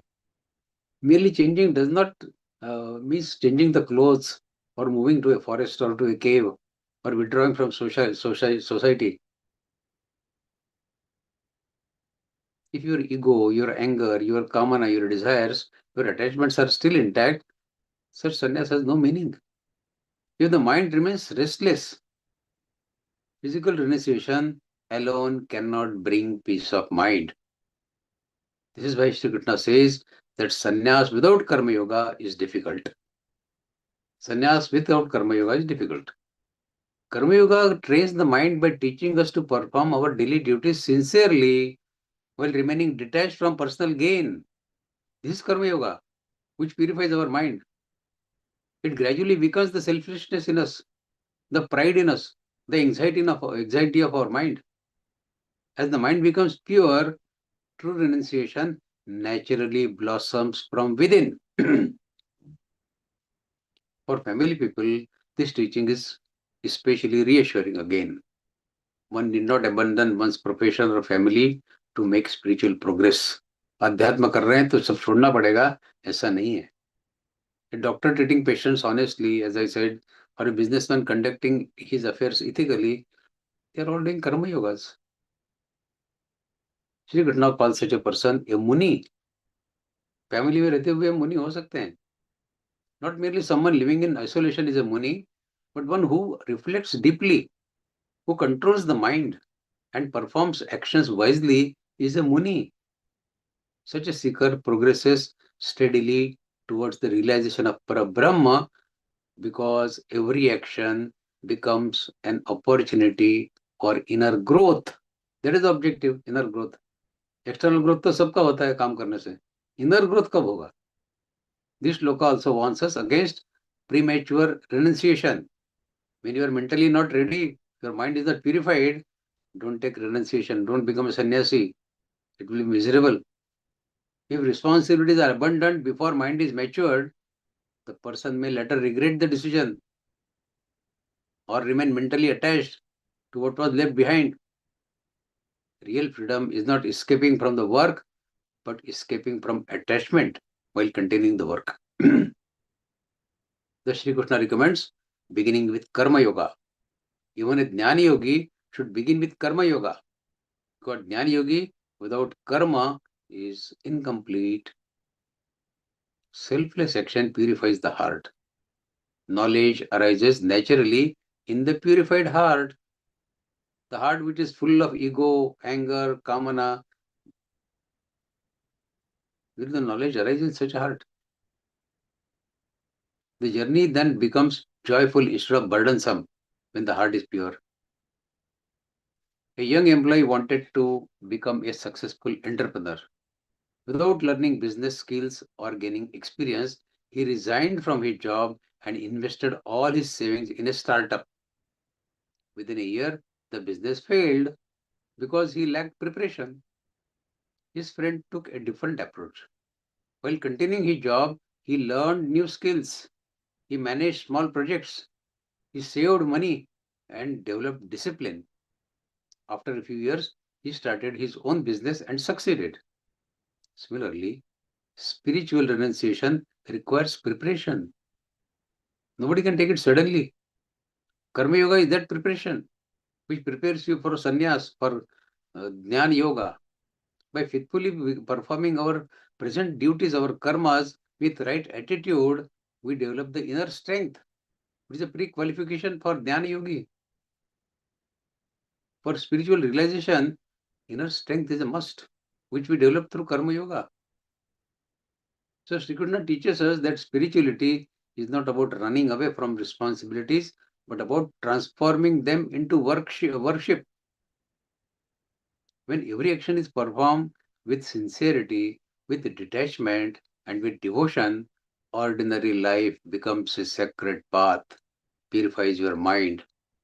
Such a Karma Yogi, he quickly grows in wisdom. A Karma Yogi reading one shloka of Gita, he can become a Jnani Yogi because his mind is pure now. His heart is purified already. He experiences inner peace and gradually realizes supreme truth. True renunciation begins in the mind, not in the place where we live. We may live in the family, but mentally we can still be Karma Yogi. Next shloka. योगयुक्तो विशुद्धात्मा विजितात्मा जितेन्द्रियः सर्वभूतात्मा भूतात्मा कुर्वन्नपि न लिप्यते. A person established in Karma Yoga with a pure mind, self-control and mastery over senses, Indriya Nigraha, sees the same divine in all beings. Though constantly engaged in karma, in action, such a person remains untouched by the bondage of karma. This is the beauty of Karma Yoga. In this shloka, Shri Krishna beautifully describes the qualities of a true Karma Yogi. Such a person is not identified by external appearance, but by inner transformation. A Karma Yogi continues to perform worldly duties. वो भी job करता है, वो भी family को देखता है. Yet remains inwardly free, because actions are performed without selfish attachment. The first quality Krishna mentions is Vishuddhatma. A person with purified mind is Vishuddhatma. Purity does not mean perfection. It means heart gradually freed from selfishness, freed from jealousy, freed from hatred, and freed from greed. This purity develops when actions are performed as an offering to the God, rather than merely for personal gain. The second quality, God says, Vijitatma, one who has mastered his mind. Our greatest battles are fought within us. The uncontrolled mind swings between excitement and disappointment, praise and criticism, success and failure. A karma yogi learns to remain balanced in all situations, guided by wisdom instead of impulses in life. The third quality Krishna mentions is Jitendriya, mastery over senses, Indriya Nigraha, Indriya control. This does not mean suppressing the senses, but using them wisely. The eye should see goodness rather than faults. That is Jitendriya. The tongue should speak kindly. That is Jitendriya. The ear should listen what uplifts us. That is Jitendriya. The self-control gives freedom, while lack of control creates dependence and restlessness. So we should be choosy what we should see, what we should hear, what we should speak. Shri Krishna presents the highest wisdom, Sarva Bhutatma Bhutatma. This is great. Seeing the same divine presence in every living being. Sarva Bhutatma Bhutatma. Such a person does not discriminate on the basis of wealth, on the basis of status, caste, religion, or nationality also. They recognize that every individual is a manifestation of the same supreme reality. Bhutatma Bhutatma. This vision naturally gives rise to compassion, to humility, namrata, to forgiveness, and to respect. Finally, Shri Krishna says that although such a person is constantly active, kurvanna pinalipyate, they do not get bound by the karma. Why? Why do not get bound by karma? Because attachment to fruits of action has disappeared. His work is no longer driven by ego, but by duty and devotion, kartavya buddhi and bhakti. Just as a lotus remains untouched by muddy water in which it grows, the karma yogi, he lives in the mud of samsara doing the karmas, but the mud does not cling to him, because he has no kartrutva abhiman that I am the doer, neither does he have the expectation of karma phala. So these two poisonous teeth of karma, if you remove, every karma become a nishkam karma and you attain the God through karma yoga. It purifies you internally. For family people, this shloka is deeply encouraging. Spiritual life does not require escaping from responsibilities. Instead, every role, whether parent or spouse or employee or employer or citizen, can become a means of spiritual growth when performed with sincerity, with self-control, and the awareness that God resides in everyone we serve. Sarvabhutatma Bhutatma. A dedicated nurse, she worked long hours in a busy hospital. She treated every patient with equal care, whether rich or poor, polite or difficult. She never thought or sought recognition, but believed that serving every patient was like serving the God. At the end of the day, she returned home tired but peaceful because she had done her duty without expecting praise. Another nurse constantly compared herself with others, worried about promotions, and became upset whenever her efforts were unnoticed. Both performed the same karma, same work, but their inner experience was completely different. The first practiced karma yoga. Her service purified her heart and brought peace because she worked with devotion rather than with ego. So in our daily life, we can practice karma yoga. The life lesson for us from Shri Krishna in this sloka, Shri Krishna teaches that true spirituality is reflected in purity of heart, in mastery over senses, and equal respect for all beings. Sarvabhutatma Bhutatma.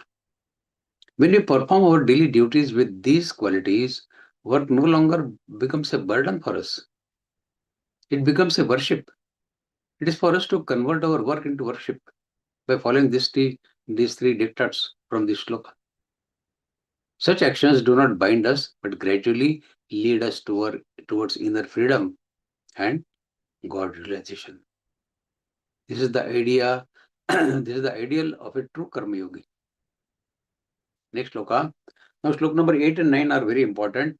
We'll try to do some dhyan on these two slokas after learning these slokas. From pronunciation point of view, this may appear a little difficult, but they are not so difficult actually. 8th sloka. नैव किञ्चित् करोमीति युक्तो मन्येत तत्त्ववित् पश्यन् शृण्वन् स्पृशन् जिघ्रन् नश्नन् गच्छन् स्वपन् श्वसन्. We'll not discuss the pronunciation part of it. You have already learnt in the class. So a person established in yoga who knows the truth, he understands that I do nothing at all. Naiva kinchit karomiti, I don't do anything at all. Even while seeing, pashan, hearing, shrunvan, touching, sparshan, smelling, eating, walking, sleeping, breathing, such a person remains free from the ego of being the doer. He does not say, I am breathing. One who claims that I am breathing, I am controlling my breathing. Challenge him. You are controlling your breathing? Okay, fine. Stop your breath for 3 minutes. Can you stop breathing for 3 minutes? 4th minute, the person will not be available to speak to you. So, kinchit means anything. Now, eva, certainly not. Karomi, I do. Iti, thus. Yukta, the one established in yoga is yukta. Manyeta, he considers, he thinks. Tattvavit, the knower of this truth. Pashyan is seeing. Shrunvan is hearing. Sprishan is touching. Jigran is smelling. Ashnan is eating. Gachan is walking. Swapan is sleeping. And Shwasan is breathing. Karma Yogi says, I don't do any of this. At the first glance, this shloka may seem puzzling. How can a person who is walking, eating, speaking, and working say that I do nothing at all? Lord Krishna is not encouraging irresponsibility. Rather, he is explaining the highest spiritual understanding of a realized person. A tattvavit, the knower of truth. He understands that the body, the senses, and the mind perform all actions according to their nature. While the true self, Atma, remains silent witness. Atma is not walking. Atma is not eating. Atma is not sleeping. Atma is not touching. So this is what God says. I do nothing at all. This is the statement from our Atma, not from our body. Just as the sun shines without becoming involved in the activities taking place under its light, somebody may do adhyatma under sunlight, somebody may commit crime. The self illuminates all experiences without acting. Ordinary people identify themselves with the body and mind. I am doing this, I achieved this, or I failed in this. This sense of doership, it creates ego, it creates pride, it creates guilt or fear, and of course anxiety. A karma yogi gradually replaces this attitude with the understanding God has given me this body, God has given me this mind, and God has given me the abilities. My duty is to use them sincerely while remembering that I am only an instrument in the hands of God. This does not mean avoiding responsibility. On the contrary, a karma yogi performs duties more carefully because they are done as an offering to the God rather than for personal glory. Success does not inflate the ego of a karma yogi, or failure does not break his spirit, because both are accepted as part of God's plan. For householders like us, this teaching has immense practical value. A parent caring for children, or a teacher educating students, or a doctor treating patients can silently remember, I am performing my duty with the abilities God has given me. The results belong to Him. This attitude reduces the stress and brings peace even in busy lives. This shloka also reminds us that many bodily functions occur without our control. We breathe, we digest food, we hear sounds, or even sleep naturally. This itself shows that life is sustained by a higher intelligence. It is out of our control. As I said, can we stop the breathing? If we are controlling the breathing, stop it. Recognizing this truth gradually dissolves our ego. Naiva kinchit karomiti, I don't do anything. And it feels hard with gratitude and humility. The Shri Krishna teaches that freedom comes not from abandoning the action, but from abandoning the false belief that I alone am the doer. When the ego disappears, actions continue, but they no longer create a bondage. A skilled violinist, he performed beautifully in a concert, played beautiful violin. Afterwards, everyone praised him. Instead of proudly saying, I alone created this music, he replied, I practiced sincerely, but the music flowed through me. I am grateful for this gift of God. This humility made him peaceful and continued to inspire his growth. Similarly, a karma yogi gives his best efforts, but does not become arrogant because of success or depressed because of failure. He knows that he is an instrument in the hands of divine. Next shloka we'll take, and we'll try to do vidhan for these two shlokas quickly, if you all permit me, of course. Pralapan decision grundan mission nimishan napi indriyani indriyartheshu vartanta iti dharayan. The same list continues. Pralapan is speaking, conversing. Visvijan is releasing, letting go, performing body functions, disposing body waste. That is Visvijan. Grundan, receiving, taking or holding. Unmission, opening of eyelids. अपन ऐसा करते हैं ना, ऐसा करते हैं ना, that is unmission. Nimission, closing or blinking of eyes. Unmission nimission napi, closing and opening of eyes. Api, even indriyani, the senses, indriyartheshu, among their respective sense objects. 5 sense objects are there, as we know. Shabda, Sparsha, Rupa, Rasa, Gandha. These are the sense objects. Vartante, function, operate. Iti, thus, dharayan, firmly understanding or constantly maintaining this awareness that indriyas are playing with indriya subjects. Eyes are seeing, ears are hearing. Where is the question of soul in this? Atma has no role in this. So this shloka continues the teaching of our previous shloka. Shri Krishna explains the inner attitude of a realized person or a true karma yogi. Such a person performs all normal activities of life, speaking, eating, working, accepting, giving, even blinking of eyes. Everybody does it, no? Can you control blinking of eyes? Can you say, I will not blink my eyes for 10 hours? Can it happen? Then naturally it happens. You have no control over it. He remains inwardly free because he does not identify himself as the independent doer of any of these actions. Indriyani indriyarsu vartanta. Senses and sense objects, they are doing it. Atma is not involved in this. A skilled pilot flies a large aircraft. carrying hundreds of passengers. Although he is highly trained, he knows that a safe flight depends on many factors: the aircraft engineering, the air traffic controller, the weather, the maintenance crew, and the countless systems working together in the aircraft. Therefore, after every successful flight, he thanks his entire team. Instead of claiming, I alone made this flight possible. Similarly, in life, our achievements are possible because of God's grace, not because of us alone, because of support of others and the gifts that we received from Him. Recognizing this truth makes us humble and peaceful. Now let us spend 5 minutes on meditating on these two wonderful shlokas. The theme is I am not the doer. So these two shlokas teach one of the most profound spiritual practices in Bhagavad Gita, that I am not the doer.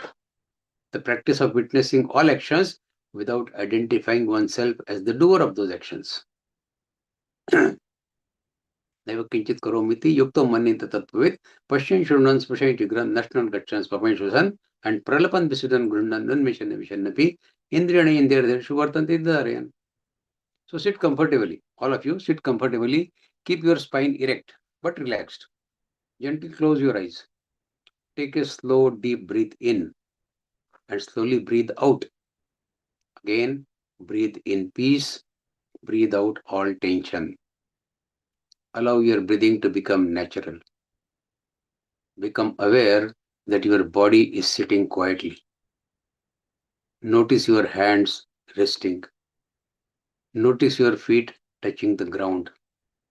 Simply observe. Simply observe as a witness. Now bring your attention to your breathing, shwas. Feel the air entering your nostrils. Feel it living. Do not control it. Just witness it. Breathing coming, breathing going out. And ask yourself, am I breathing or is breathing happening? Observe carefully. Breathe is simply happening. You are not doing anything. Breathe is simply happening. Realize this. Now become aware of your heartbeat. Without your efforts, without your control, the heart continues beating. Who is doing it? Simply observe. Can you say, I am beating my heart? Simply observe it. Bring awareness to the sounds around you. Perhaps distant voices. A fan is moving, or a bird is chirping somewhere, or traffic noise is coming in your room. Notice. Hearing is happening. You are not creating sounds. You are simply aware of them through hearing. Now gently recall today's activities, what you have done. You have done walking, you have done speaking, eating, working, reading, driving, meeting people. Visualize every of this activity. Now repeat silently. Seeing happened, hearing happened, speaking happened, walking happened, thinking happened, eating happened. Instead of saying, I saw, I spoke, I worked, simply recognize the senses interacted with the world. Exactly this is what Krishna says. Indriyani indriyartheshu vartanta. The senses merely function among the sense objects of senses. Shabda sparsha rupa rasa gandha. Now imagine yourself sitting besides a flowing river. Leaves float past. Twigs float past. Water keeps moving. Likewise, thoughts in our mind flow. Emotions in our mind flow. Memories arise. Plans arise. Allow everything to pass. You remain a silent witness. Do not stop the river. Simply watch, coming and going in the mind. Now observe your body. The lungs breathe. The eyes blink. Ears hear. The stomach digests. The brain thinks. The body acts. Silently ask yourself, who is the witness of all this? Rest in that awareness. You are the observer, not the action, not the body, not the mind. You are pure awareness of all. Now bring the mind to a difficult situation. Perhaps when someone criticized you, perhaps someone praised you. Observe both equally. Praise happened, criticism happened, emotions arose, but the witness remains unchanged, like the sky is untouched by clouds. Your true self remains untouched by these life's experiences. Now silently repeat these affirmations, allowing each sentence to sink deeply into your heart. Say to yourself, I am the witness. Actions happen through my body. Thoughts arise in the mind. The senses perform their natural functions. I remain the silent observer. I do my duties sincerely. I surrender the senses of doership. I offer every action to the divine. I am peaceful. I am free. Remain in complete silence for a minute. Simply witness. Nothing to achieve. Nothing to become. Just awareness. Now slowly deepen your breathing. Feel your body. Feel the chair beneath you. Gently move your fingers. Move your toes. Bring your palms together. Offer gratitude to Lord Krishna for this wisdom which he has taught us in these two shlokas. When you are ready, slowly open your eyes. So throughout the day, whenever you catch yourself thinking, I did this, or I failed, or I succeeded, or I am under pressure, pause for a moment and remember Krishna's teachings in these two shlokas. The senses are merely interacting with their objects. Indriyani indriyarthishu vartanta. I remain the witnessing self. Perform every action with full attention and responsibility, but without burden of egoic doership. This practice gradually frees our mind from anxiety, from pride, from guilt, and from fear, leading to the inner peace described in this Adhyaya Bhagavad-Gītā. So this is our objective. We can discuss more on this shloka, but time is not there. So we stop here. Now the forum is open for your questions. Please feel free to ask your questions. Jai Shri Krishna, and thanks for your patience. Respective Vikas Bhaiya, wonderful exposition of these shlokas of this fifth Adhyaya. Your profound, insightful, and so inspiring teachings really illuminated our minds and heart. The wonderful meditation experience, the effect was indescribable. And really, you showed us, gave us a new perspective of understanding how to be freed from the karma. It was wonderful experience. Really, I offer my heartfelt gratitude to you. Thank you very much. Jai Krishna Didi. And now the seekers who have got a doubt or want to ask any query, you are requested to raise your hand and Vikas sir will address all your questions. Those who have joined via the YouTube link, you can now come over to the Zoom session so that you can also take part in the interactive section. Okay, let's start first. Kusum, Didi, you can unmute yourself.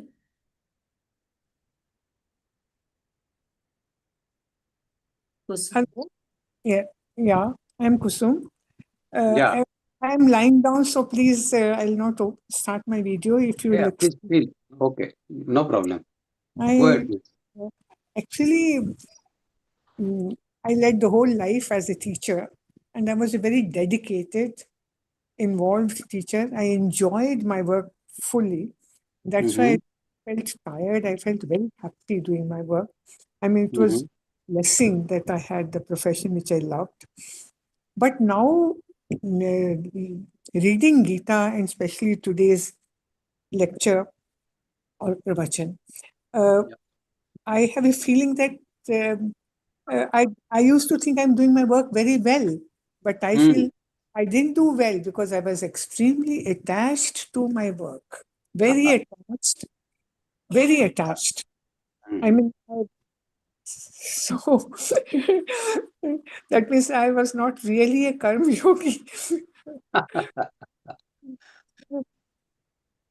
That is how Gita opens our eyes, you know. Yeah, Not, but that means yeah, every whole life was wasted.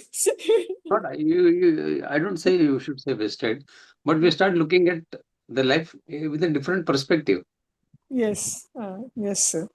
Every day is a new beginning for us. Uh, So today, after this uh, Vivechan, is a new beginning for all of us. yes, sir. I mean, being attached to the work is also wrong. That means, That also is a bondage for us.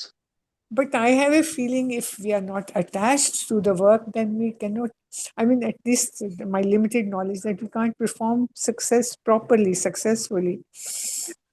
Because if you remember the 14th Adhyaya, Gunatraya Vibhaga Yoga, Paramatma has said that even Sattva Guna puts you under bondage. Sukha Sangena Badnati, Jnana Sangena Chanaga. That is the shloka in 14th Adhyaya.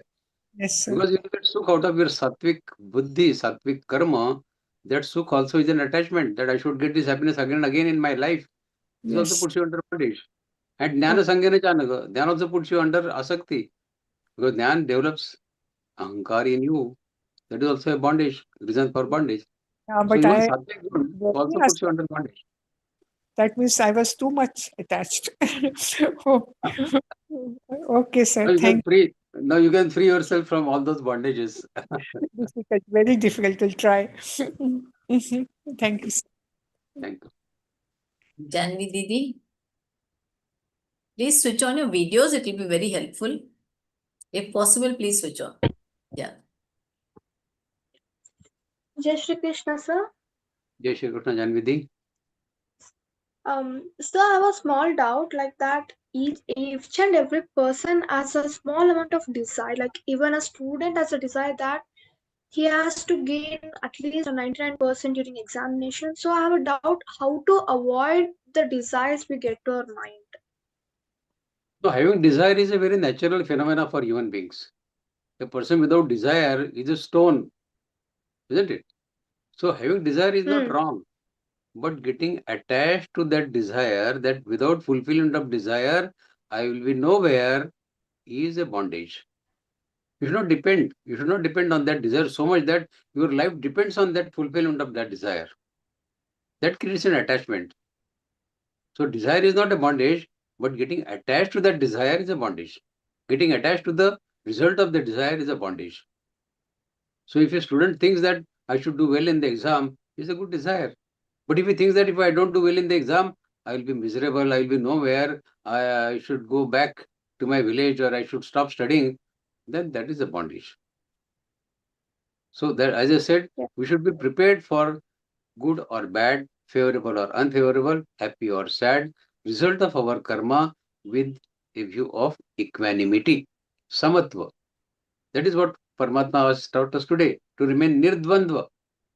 Whether we face success or failure, whether we face profit or loss, we should be mentally prepared before starting the karma that any of these two things can happen, because the result of karma is not in my hands alone.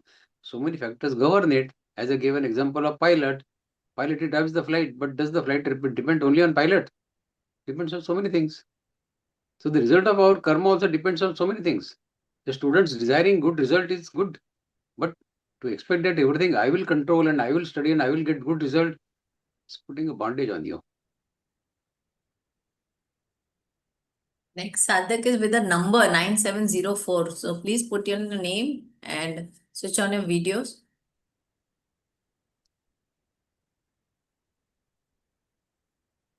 Yeah, you can ask the question, Didi. Jai Sri Krishna, Vivek Bhaiya. It's a Jai Shri wonderful knowledge delivered from you, and especially meditation and last two shlokas, it's opened our eyes actually. Bhaiya, my question is that you said karma yoga means without jnana yoga, karma yoga is not possible on a, means in a better way. Is it right? Because if we are not having knowledge about the jnana yoga, then we couldn't perform our karmas.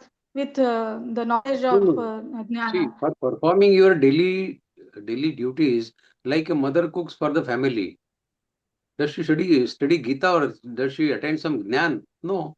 She knows what is her prescribed duty. Her prescribed duty is to take care of the family by offering food to family members every day so that family remains nourished. No, there is no Jnana required in this. Performing one's karma does not require big Jnana. No, So, just you means you had given example. A lady cooks for the family. Some ladies, yeah, मुझे करना पड़ रहा है. I have to do that. हाँ, They took load about that and get हाँ, frustrated, and that yes, is the right thing. So correct. if you are having knowledge that we have the opportunity to feed our family because they are also having the divinity of Krishna in there. So Yes, with this intention, it is more means the good agreed, karma. agreed. But Huh. yeah, this knowledge comes from the branch of Karma Yoga only. When the knowledge I talk of, that knowledge is a little higher level knowledge that I am the soul, not the body. Now, to experience this, reading this sentence is very easy. But to experience this, that I Experience. am the soul and not the body, is a very tall challenge for us. Yes, yes, So, for yes. a Karma Yogi, it is not necessary to enter into this discussion that I am the soul, I am not the body. He doesn't have to care about it. So long as he performs his karma with sincerity and honesty, without expecting the sense of doership, kartritva bhiman, and result, return, reward, karma phala, then he is performing his karma yoga properly, which results in purifying his mind. And when the mind is purified, then he can grow to the next level. It That means I am with not karma the doer. yoga, you are saying our mind will be purified. Karma yoga purifies the mind. Like when we learn that I am not the doer, Karma Yogi, despite doing karma, when he says Naiva Kinchit Karomiti, I am not the doer, this elevates his knowledge, isn't it? He is walking on the path of Jnana Yoga now. After performing Karma Yoga successfully, then he goes on the path of the Jnana Yoga. Yes, but normal But the people reverse like of us. it, yeah, Yeah. But normal people like us, this means with a very low knowledge, means if you are having jnana yoga, means from Gita, then it is little bit easier for us to lead a life with means peace of mind. yes. If we know this particular thing as to what is Karma Yoga in Gita, that knowledge is enough for us to become a Karma Yogi. We don't have to study Naina Chindan Chastani, Nainan Dahadi Pavaka, all Atma हाँ, related shlokas, you can bypass if you want to become a Karma Yogi only. It is कर्म. only for Sankhya Yogi that who distinguish between body and mind, body and intellect, body and soul. So this is a little developed, little advanced knowledge, which a Karma Yogi need not study. So long as he knows what is his prescribed duty and he performs it sincerely, that is enough for him. But this is, I mean, we feel it easy if you always repeat this. Just you told to repeat the affirmations. So if you Hmm. daily 1 or 2 times we repeat the affirmation, I'm not a body, mind. Then it is easier for us to stay in the higher consciousness or Krishna consciousness, and then If you we can can. practice, if you can practice the dhyan as we did dhyan for Naiva Kinchit Karomiti Yukta Manya Tatve, that I am not the doer, I don't see, I don't walk, I don't do anything. Yes, yes. So like that, Hmm. if you say that I am not the body, I am the soul, next time we can do dhyan on that slok also. That I am not the body, I am the soul. I am not the mind, I am the soul. I am not the intellect, I am the soul. So Yes, this yes, will yes. elevate you further on your path of spirituality.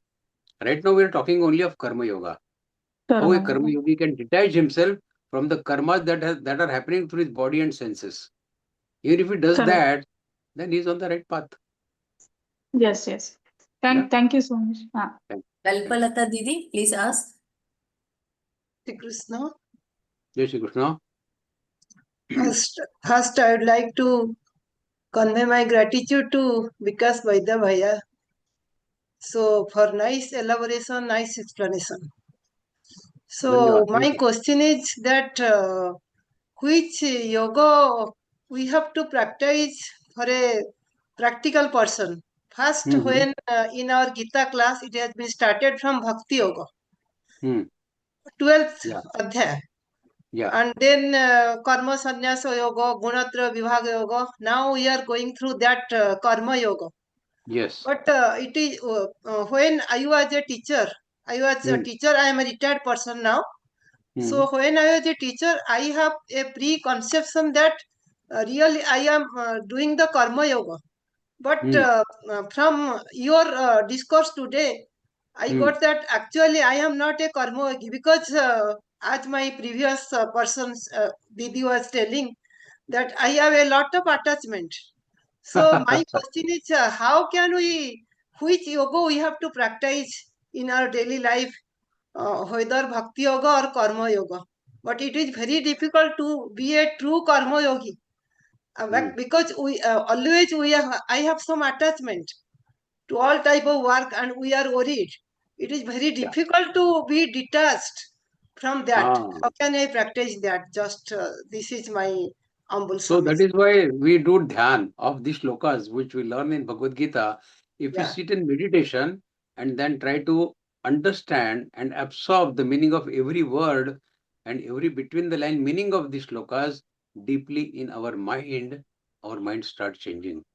Like we did dhyan on these two shlokas, Naiva Kinchit Karomiti, we can do dhyan on many shlokas of Gita to get that thought deeply rooted in our mind, in our consciousness. That is the way to learn Gita. If we read That only Gita, eighth it and cannot ninth change you. Solka, which you have just explained, Solka 8 and 9 Yeah, 8 today. and 9. Yes. Yeah, 8 and 9. 8 and 9 Solka. Yes. So we have to practice that by doing some meditation. Yeah. I explained it very in a great hurry because we don't have that much time at our disposal. We can spend at least half an hour doing only dhyan on these two shlokas. Yeah. When I say I sit for 2 minutes, I did not sit for 2 minutes. When I say you get this thought deeply rooted in your mind for 5 minutes, we did not wait for 5 minutes. So ideally speaking, we should spend at least half an hour on any meditation. Without that, meditation is incomplete. Meditation is not merely reading the steps for meditation, but practically doing it. Practically getting the mind on that path of meditation. So by this we can try to be detached from our. Yes. Then you can Because get detached from your kartrutva yeah, abhiman, your sense of doership, and from the expectation of return reward. Both this we can happen. understand that, we listen from that, but it is very difficult to practice that in our day-to-day life. See, start it easy way.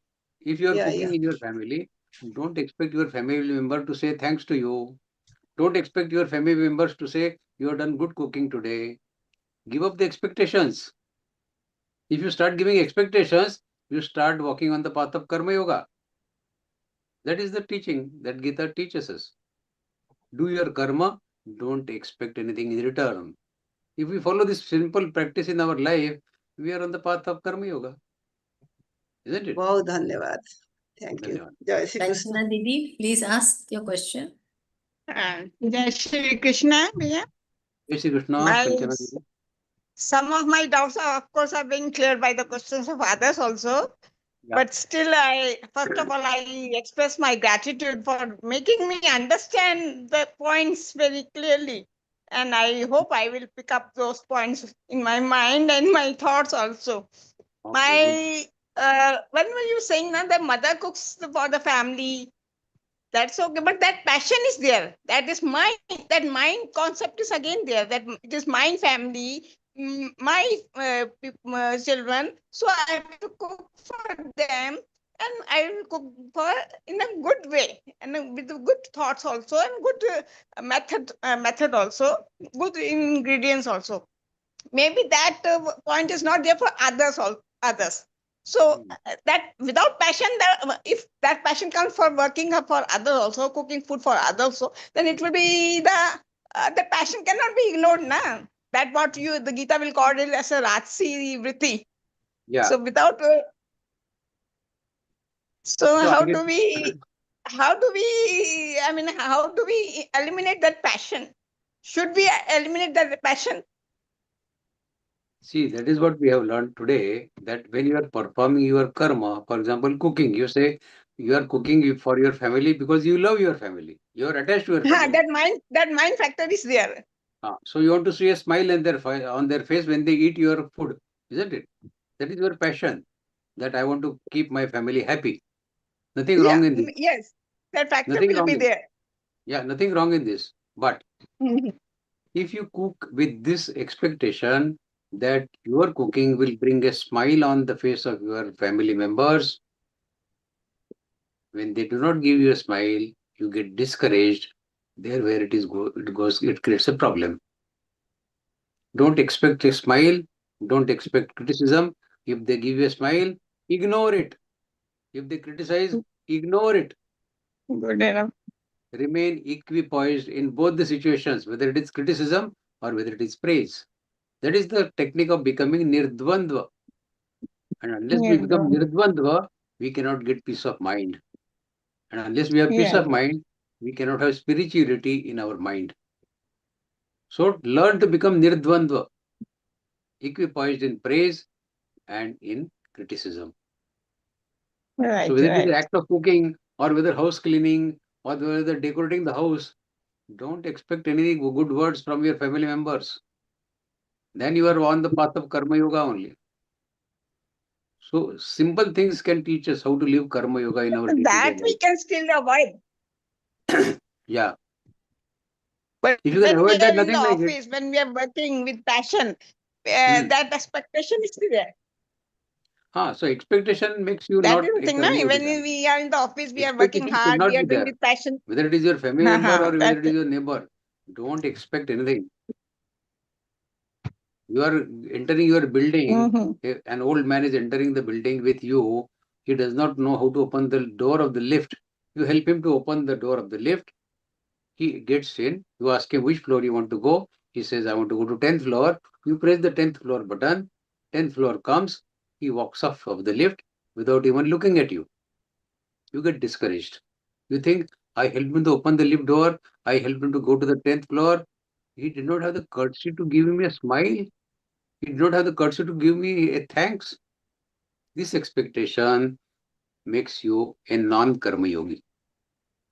You lost a good opportunity to become a Nishkam Karma Yogi by expecting something in return of a simple act of opening the lift door.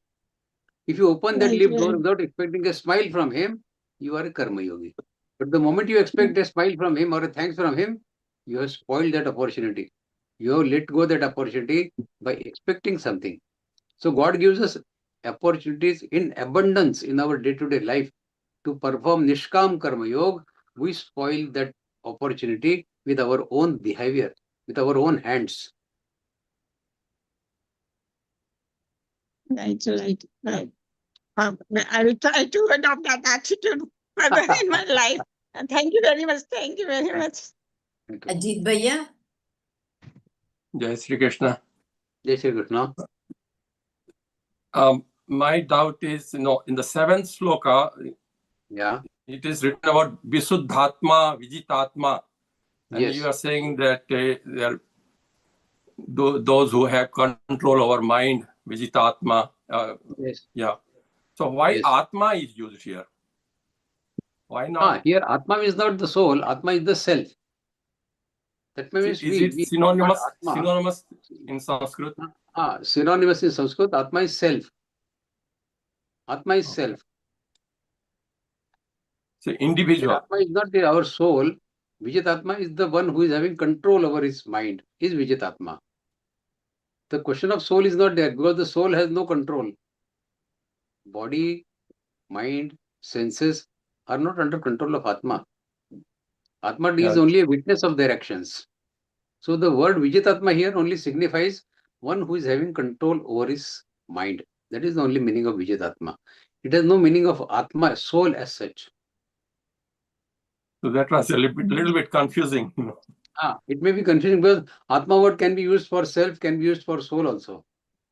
So in Sanskrit, so when Atma we use is individual. Individual, that person. Arati Didi? Jai Shri Krishna Bhaiya. Jai Shri Krishna Didi. I have a doubt. Like what Kanchan asked, it was the same thing I wanted to ask. Like one more request is meditation every day required in life? Of course, yes. Meditation is not something which you do only once in a while. It is a daily Okay. practice.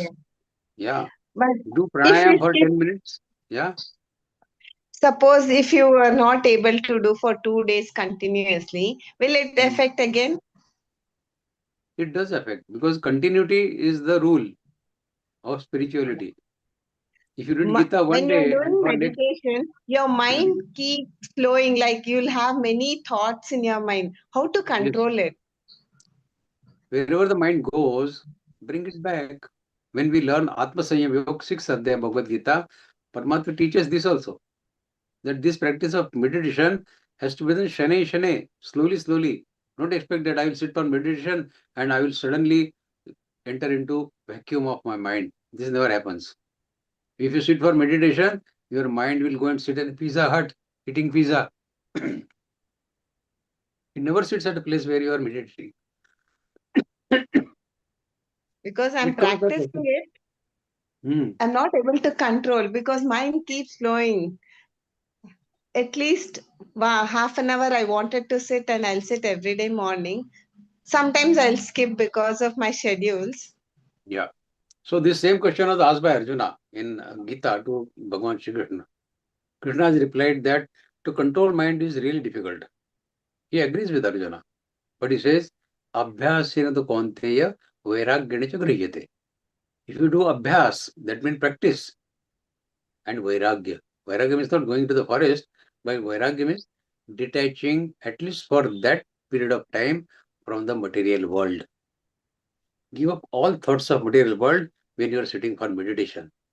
You are on your own, you are connected with God only, not with the material world.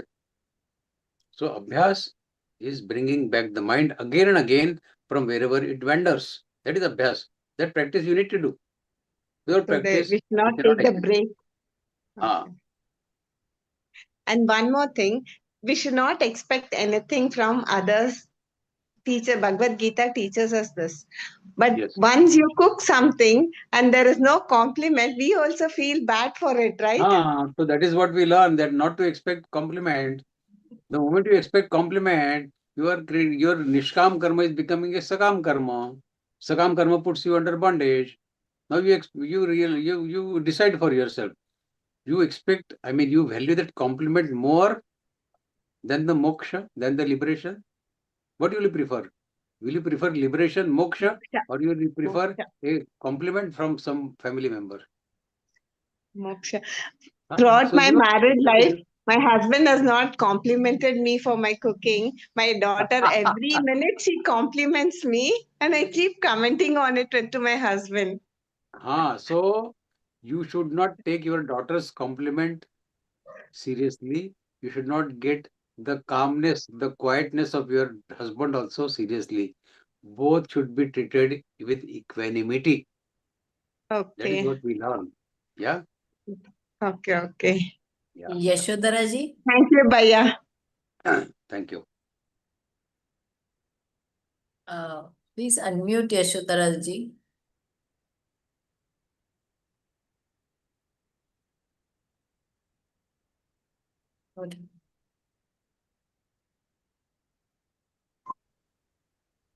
Jai Shri Krishna. Jai Shri Krishna. Jai Shri Krishna. Sir, my question is, I am completely involved in my day-to-day duty. Want to detach from all this because we can't leave our family, can't leave our duty. So want to know how can I'll do my work, my duty, and I'll detach from all this. Hmm. Want to See, Gita want does not to teach you to. sir. Gita does not teach you to get detached from your responsibility. It does not say, don't do your work, give up your Sir. responsibility. Instead of that, perform your responsibility with sincerity, with honesty, with dedication, but don't expect anything from others when you are performing duty for them.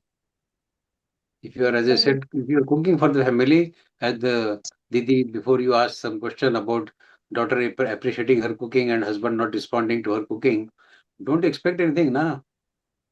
Don't expect anything. So if you are performing several duties for your family or for your neighbors, don't expect anything. The more you expect, the more disturbed you will be. And a disturbed mind can never attain spirituality.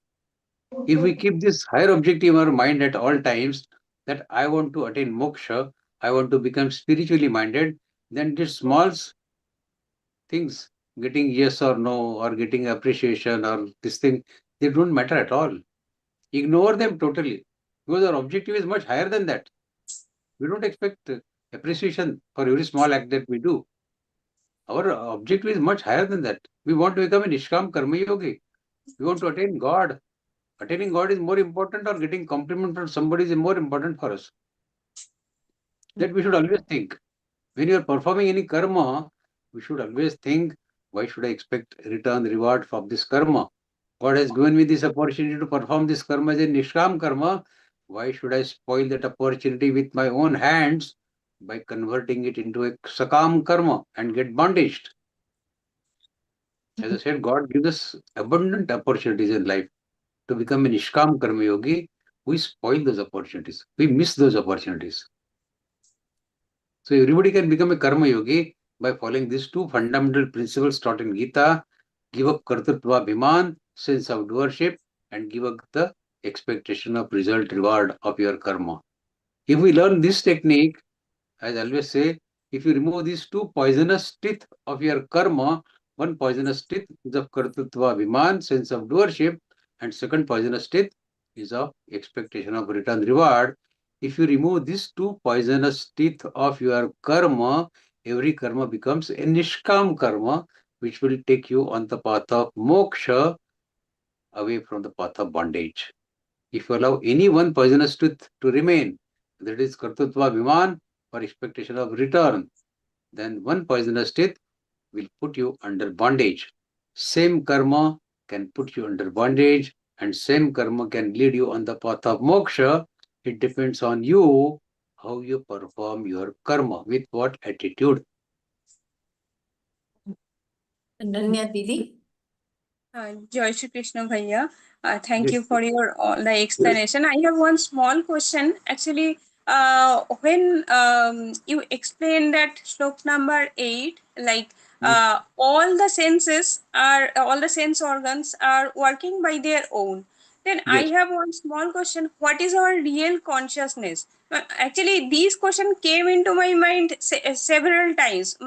Even when we are sleeping, we are not doing anything. All our body parts are working. We are sometimes we are dreaming also. But what is our real consciousness? And when real consciousness is giving us the life force for all our body, senses, and mind.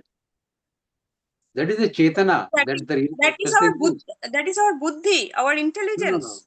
No. Buddhi is not Chetana. Buddhi is not Chetana. Buddhi is it getting its thoughts from that Chetana.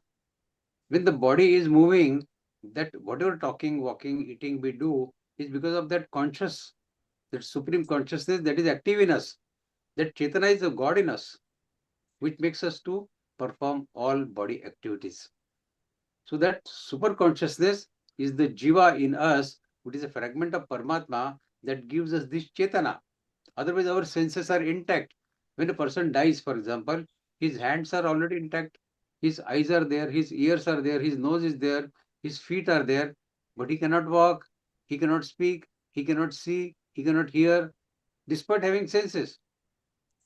So what was making his senses to see, to hear, to eat, to do every activity of senses, and to get attached with Shabda, Sparsha, Rupa, Sagandha, the sense objects? It is that Chetana which the Atma provides. So this consciousness in us is that Chetana which makes every thought, every karma, every action by our mind, body and senses possible, is that Chetana. But other than providing Chetana, Atma does nothing. He is a mere witness. Whether you use that Chetana for performing a spiritual work or you do it for using a criminal act, Atma is a witness. He provides the force to you to perform the act. He is not performing the act himself, he is merely providing you that Chetana.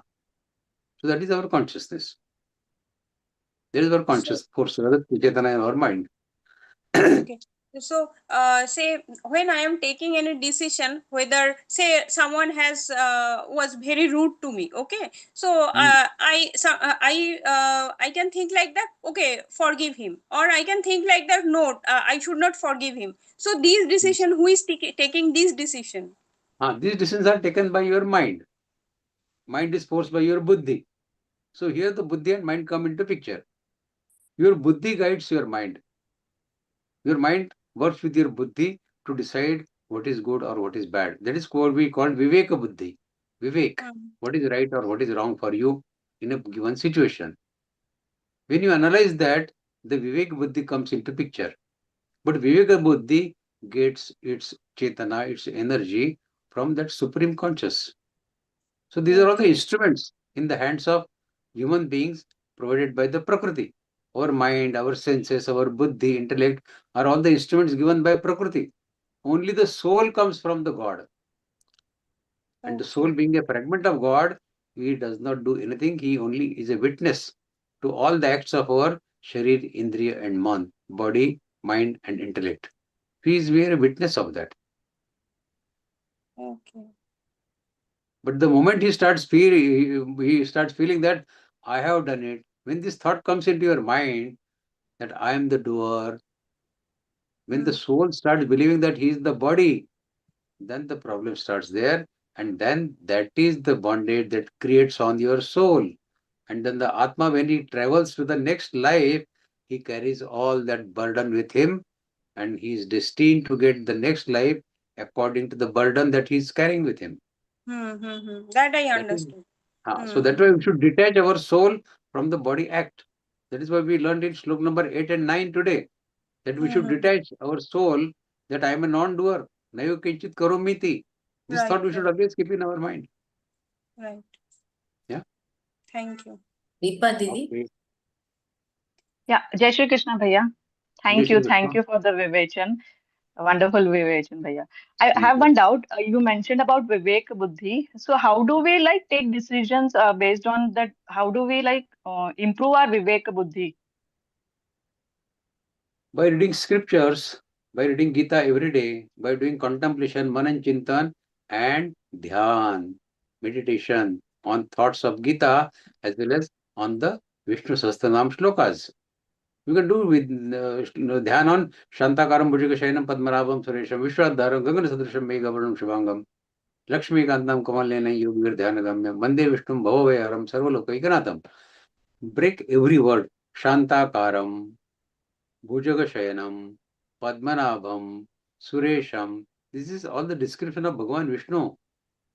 Get every name, every guna of Vishnu, get deeply rooted into your mind when you are sitting for dhyan. Similarly, when we are studying Geeta, every word of shloka should make sense to us. We should understand what is the hidden meaning of that. Not only the word to word meaning as given in the textbooks. That meaning is not so perfect sometimes and it does not lead us to a great wisdom, great knowledge.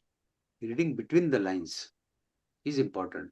That is why Gita Pariwar conduct these Vivek sessions. Because what we discuss in Vivek, this Vivek session is not the bookish knowledge, but the practical knowledge. How to apply that shloka in our day-to-day life. So that we should learn. And the best way of learning, as I said, is sitting, keep in silence for 10 minutes in a day.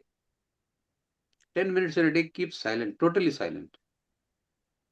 Make the mind free of all thoughts. That is the first step towards going to the spirituality. Normally, our mind is never free from thoughts. And when the mind is already occupied by so many thoughts, the God has no place to enter that mind. God says, please free some space in your mind for me. Like in our PC, we free the disk space for getting some software loaded, isn't it? Unless we free our mind for God to enter or the good thoughts to enter our mind, how can we expect spirituality in life? Isn't it? Okay. Yeah. Okay. Once again, heartfelt thanks, Vikas Vaidya, for this wonderful Q&A session also. This was so very enlightening and so many things to learn for everyone. Thank you very much for your patience and the calmness and the simple way that you explained to everyone. Wonderful. And thank you to all of you sadhaks for your soulful participation and your cooperation. Also, big thanks to the technical team for keep making this possible, the Zoom session, and to all the people who work behind the curtain to make this happen. And a big gratitude to Bhagwan for making all this possible. Yes. Thank you very much. And now let us offer all whatever we had learned, whatever we have taken the teachings at the lotus feet of Lord Krishna. And for that, let us recite the prayer. And I invite Rajiv Bhaiya for the prayer. Rajiv Bhaiya is from Patna, Bihar. He joined Geeta Pariwar in November 24 and he is now giving seva as a trainer for L1 level. Rajiv Bhaiya, Jai Shri Krishna. Jai Shri Krishna.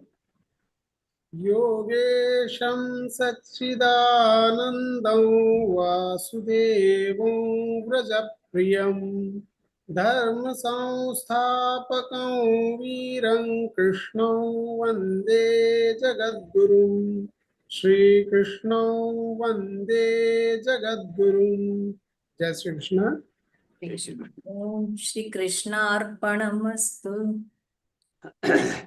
Now we shall proceed to the Hanuman Chalisa.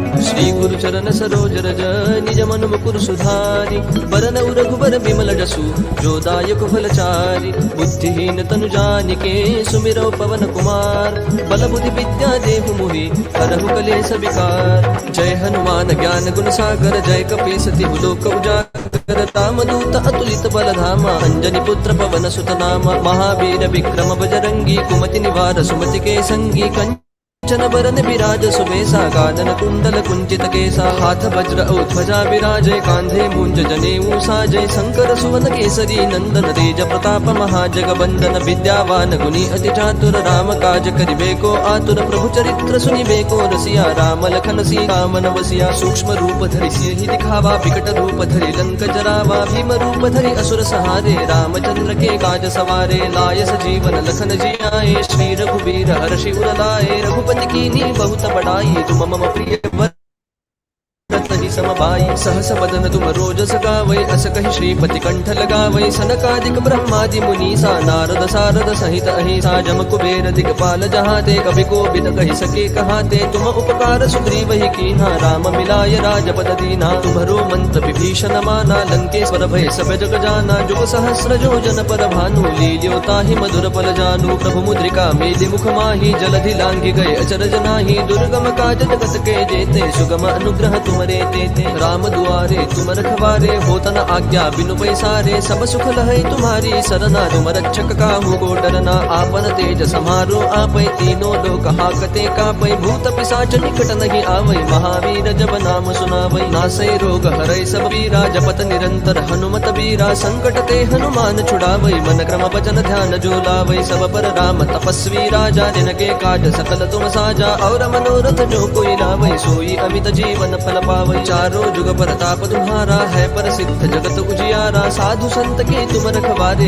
असुर निकंदन राम दुलारे अष्ट सिद्धि no निधि के दाता असबर दीन जानकी माता राम रसायन तुम्हारे पासा सदा रहो रघुपति के दासा तुम्हारे भजन राम को पावै जन्म जन्म के दुख बिसरावै अंत काल रघुवर पुर जाई जहाँ जन्म हरि भक्त कहाई और देवता चित्तन धरई हनुमत से सर्व सुख करई संकट कटई मिटई सब पीरा जो सुमिरई हनुमत बल बीरा जय जय जय हनुमान गोसाई कृपा करहु गुरुदेव की नाई जो सत बार पाठ कर कोई छूट ही बंदी महासुख होई जो यह पढ़ हनुमान चालीसा होय सिद्धि साखी गौरी सा तुलसीदास सदा हरि चेरा की जय नाथ हृदय महडेरा पवन तनय संकट हरन मंगल मूर्ति रूप राम लखन सीता सहित हृदय बसहु सुर भूप सियावर रामचंद्र की जय। जय श्री कृष्ण।